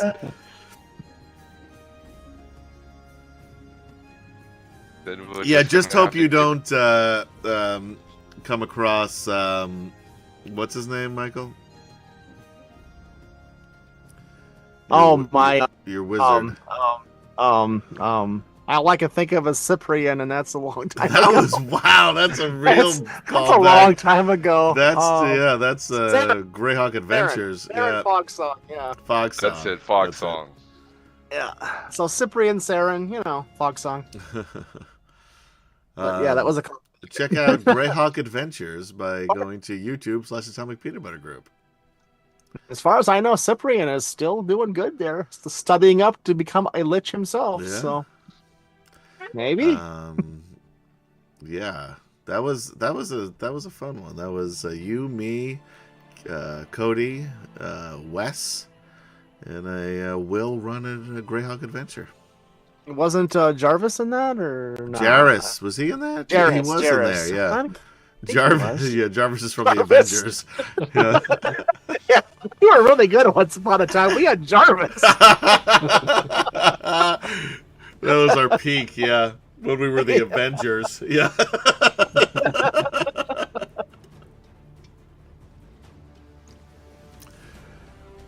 All right. Anybody want to talk to?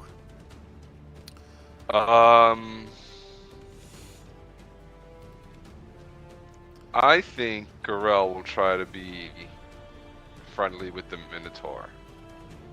All right, you did lose a hammer to one, didn't you? Yeah. Or no, you I gained won a one. hammer. You won a hammer from He the gained the Minotaur.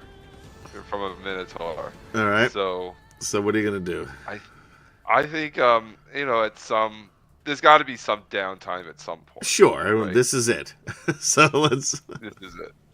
I think he'll let me see. I'm pretty sure he's got a drink on him of some kind. Oh wait, no, it was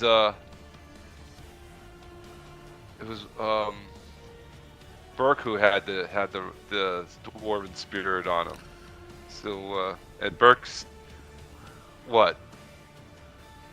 Throwing up over the edge, so he's not drinking. No, it, so Burke he'll is actually take doing that. okay. Burke is doing fine. It's Oh, Feldspar that's Burke- puking over the edge. Oh, that's right.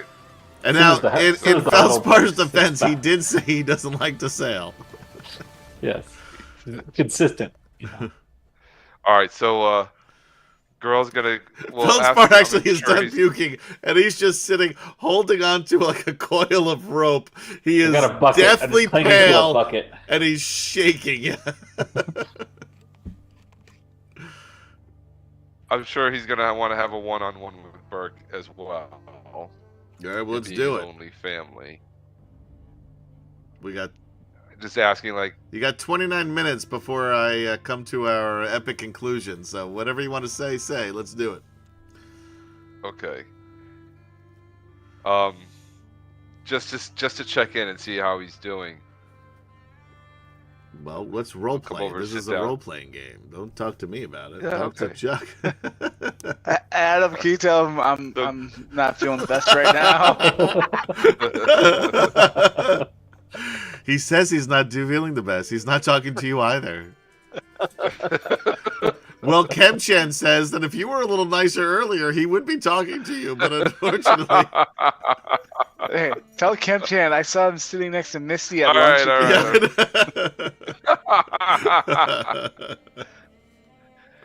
All right, so Garel comes over, sits down next to him.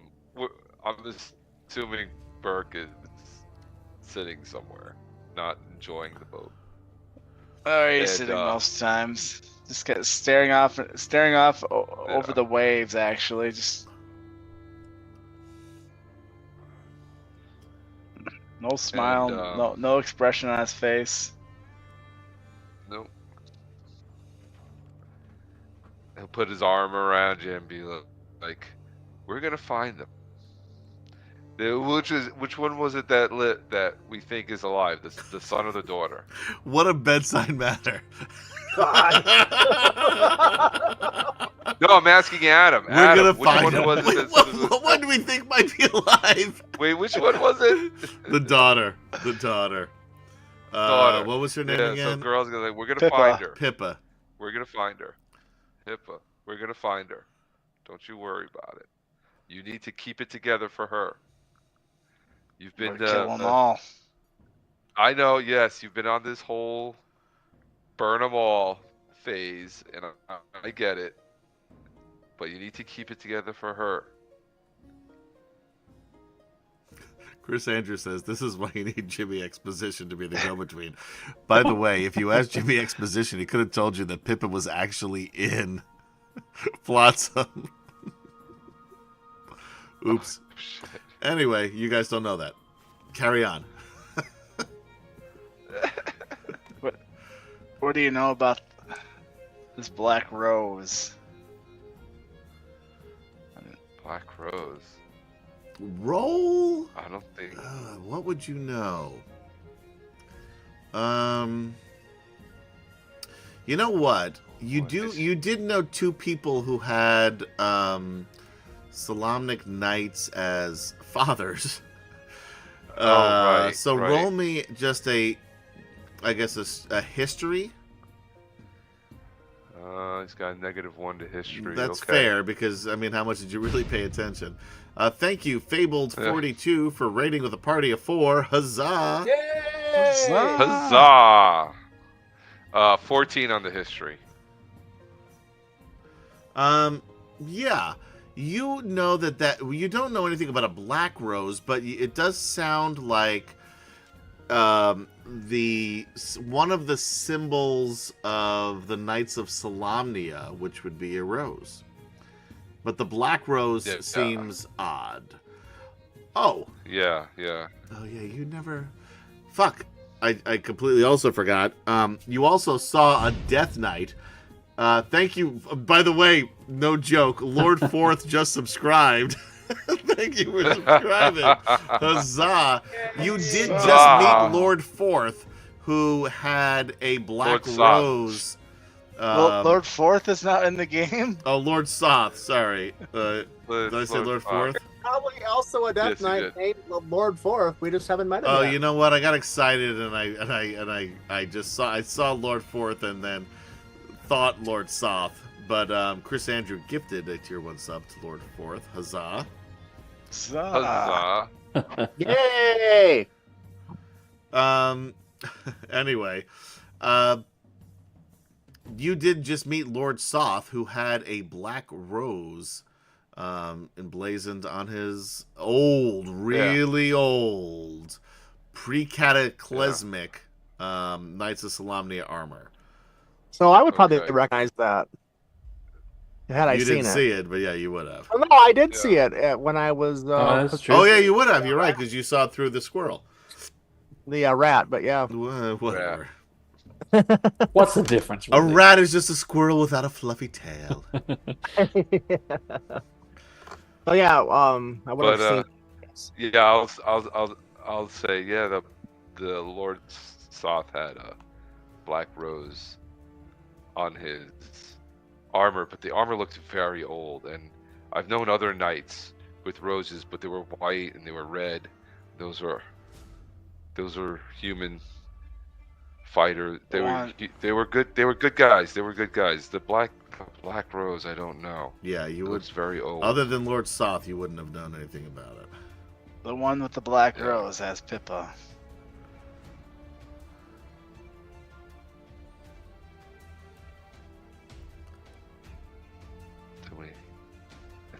We have to make it back to Flotsam then. Turn the That's where it ship is. around.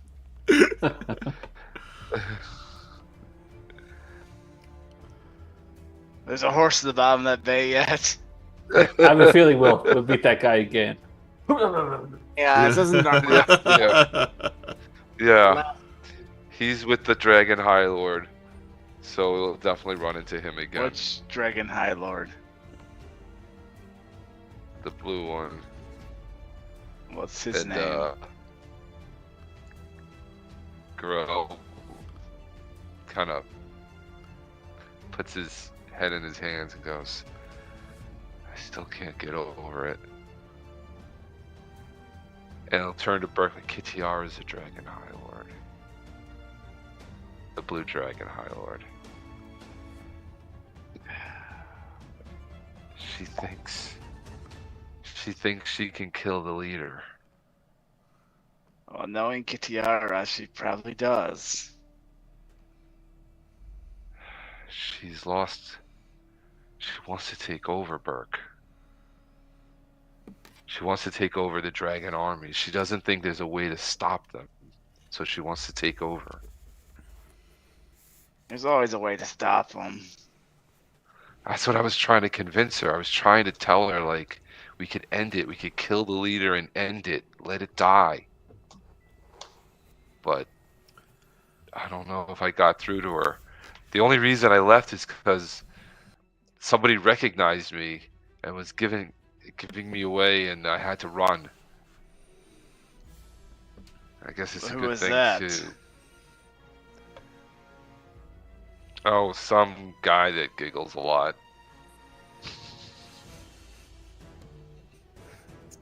Instead of gilded tongue, you should be giggle tongue. He said he ran into somebody, and then he goes with old clothes, like really loud, because he realizes all at once like who it is. It looks over slowly. And he kind of like looks over his shoulder, looking around for I happen to be Stonewalls. standing not too far away. As you say, old clothes, I look over. Excuse me, this is what I have. I think I look very fashionable. I mean, it does. I'm definitely starting to show some major wear and tear here, but I haven't seen a single thing I like since I've been here. You know what? I've been the same. I've stuck with my 90s fashion up through 2025. I'm with you, Stonewalls. Yeah, but now it's called vintage, so Exactly, yeah. When was your cataclysm? Yeah. 1999 or? Yeah, no, 99. Yeah.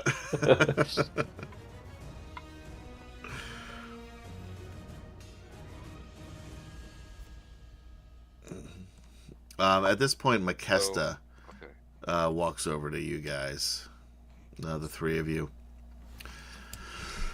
and says, we're not out of harm's way yet, but I wanted to take a moment to better understand who you are and why you pushed yourselves onto my ship. I pride myself on my being discreet and being able to sail around without alerting the Dragon Army forces, and I feel like now that's not going to be so easy. Who are you? Why are you in such a rush? My name is Burke. Burke Anvilhelm. Thank you kindly for allowing us to board your ship. You see those folks back there? They murdered my wife, murdered my son.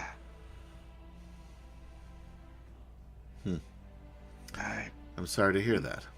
I may have acted out of rage and killed a few. Can't say they didn't deserve it.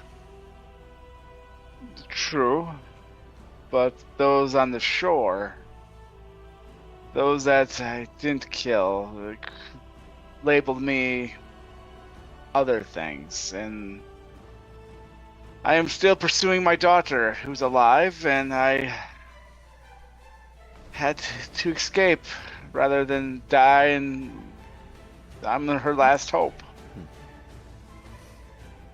And that's why we're on your ship. These are my friends. Well, most of them. Yeah, I'm Stonemoss, associate to Erebus and Sylviana. These are my friends and Stonemoss.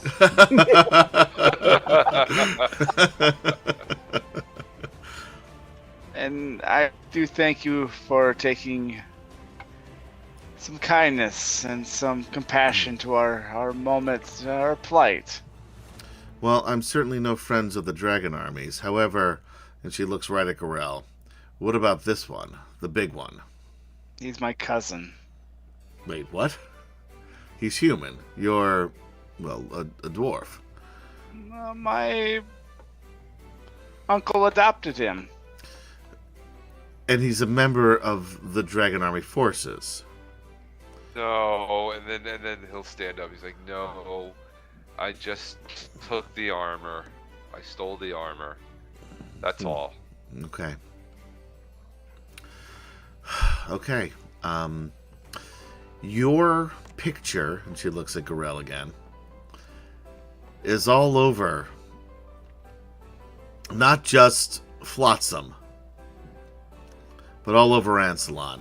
This music is not going to work here. I gotta fast forward to the next thing here. Girl ask her, like, really? Does it look like me? The nose is a little off. Yeah, and the beard is a little short, but yeah, it's similar. Is there a picture of a dwarf with it? Well, yes, a dwarf, an elf, two elves. Excuse me. That dwarf is his father. Wait, what? My uncle. That's Flint. That's Flint. Yeah, that's Flint. Interesting. I don't suppose I'm in that picture. No, can't say that I had Perfect. noticed you in there. Perfect. They don't know you guys. No, that's knows you good. guys. That's good, because if I were to become known to certain forces, I think it would be dangerous for you all. Great. Mm-hmm. Okay. So Makessa says to that. Once again, I said I was traveling with my friends and And this guy. Well, I don't mean to interrupt, but we're not the only wanted people on board. Yeah, So I noticed that it too. seems like you have a habit of it. Yes. And she looks over at the helmsman and says, Barum is his name. A mute. Doesn't speak. You wrote it down. Good helmsman, but a shit ton of trouble, apparently. This is going to be a long voyage. And as she says that, you hear from the crow's nest, Captain! You're not going to like this! Out to stern! And as you all look, you see among the lightning and thunder that starts, the winds are picking up. The waves, again, are awful. Feldspar, you're just puking over the side. Excuse me one moment. Pardon me. Blah. A blue dragon coming at you with a rider atop it. This blue dragon is huge, too. Full sails! Makesta yells out. The crew acknowledges and does what they're told. We have to lighten the load. I push Stonemoss off. That's just enough weight. We only needed 150 pounds. As you look, by the way, Feldspar is the first to notice this. As you're puking over the side of the ship, the water is no longer blue, but instead like this rusty red brown color. I assume I've started to throw up blood. God, it's coming out of me now. A lot of it. If you're staining the, that's pretty bad.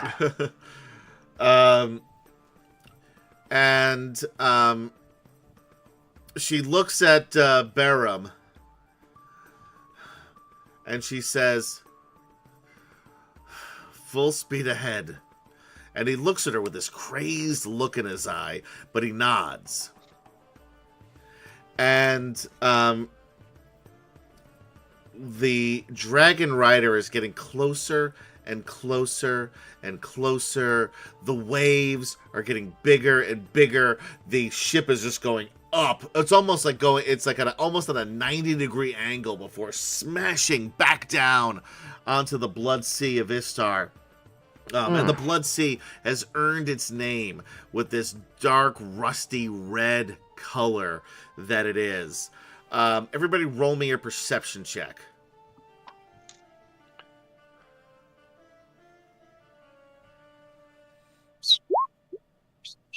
Yeah, Feldspar, 10's pretty good for you at this point, actually. 15 for Stonemoss, not bad. Gorell, 8.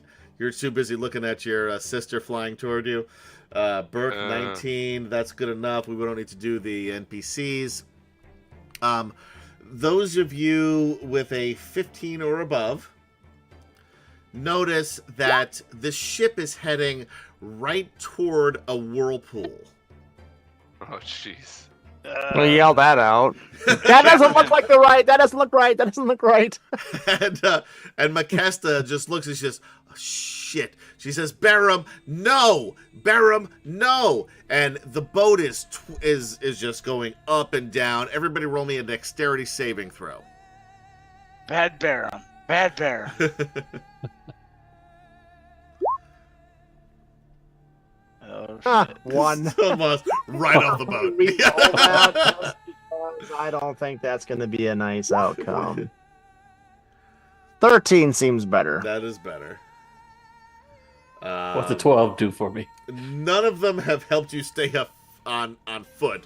That being said, Stonemoss does not go over the side. Urgrin is just standing there smoking a cigarillo. As if nothing is... Like, what's the problem? He's not even holding on to anything.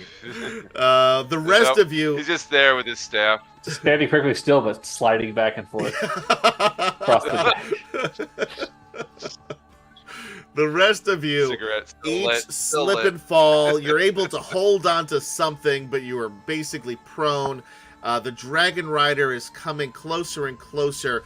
You see the giant head of this blue dragon, and it lets out this crackle where a lightning bolt just flies out of its mouth, hits the main sail, bursts the mast in two. Everybody is just holding on for dear life, except for Barum, who is still at the helm. He's got tears streaming down his face as he's trying to hold the Parashon steady as it starts going now through the Whirlpool. Whirlpool, thank you. You see Gorell in particular. The anger on her face as she takes off the helm and throws it. It lands somewhere distant in the water. And she looks at you and she yells something. You can't quite make out what it is, but you know she's not happy. And Garel will say that like, oh, she's not happy.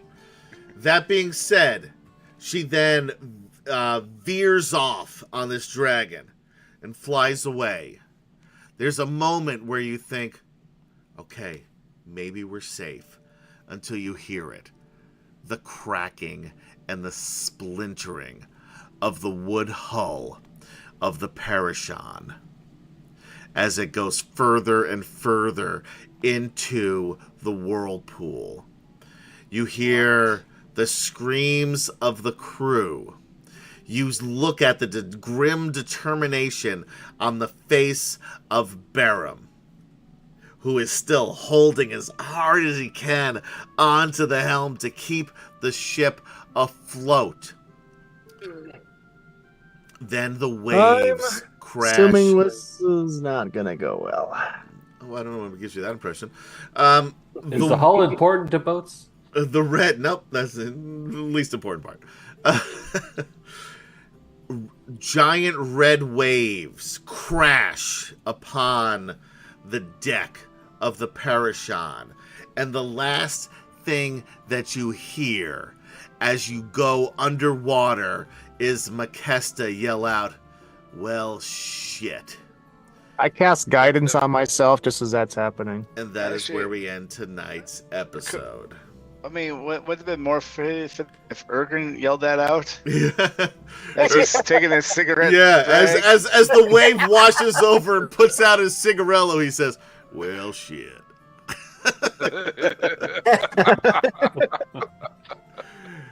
Thank you, ladies, gentlemen, and others, for hanging out with us on D&D Fridays, where Atomic Peanut Butter presents Dragonlance: Dragons of Faith, Part 20. We will be back next time with 21. Or is this the conclusion? Who knows? So, anyway, thank you guys. We are getting close to the middle of this chapter, but it's not going to be quite as long as the other episodes. But we'll see. So thank you again for Gaz, who couldn't bother to be here tonight, Chuck, Michael, Sedge, and Kemchan. I am Adam, saying goodnight. Be safe out there, be kind to one another, and we will see you next time on Dragonlance. Bye-bye. Bye now. Hey, I let you finish and everything. Thank you. I appreciate that. Thank you, Mike. Bye-bye.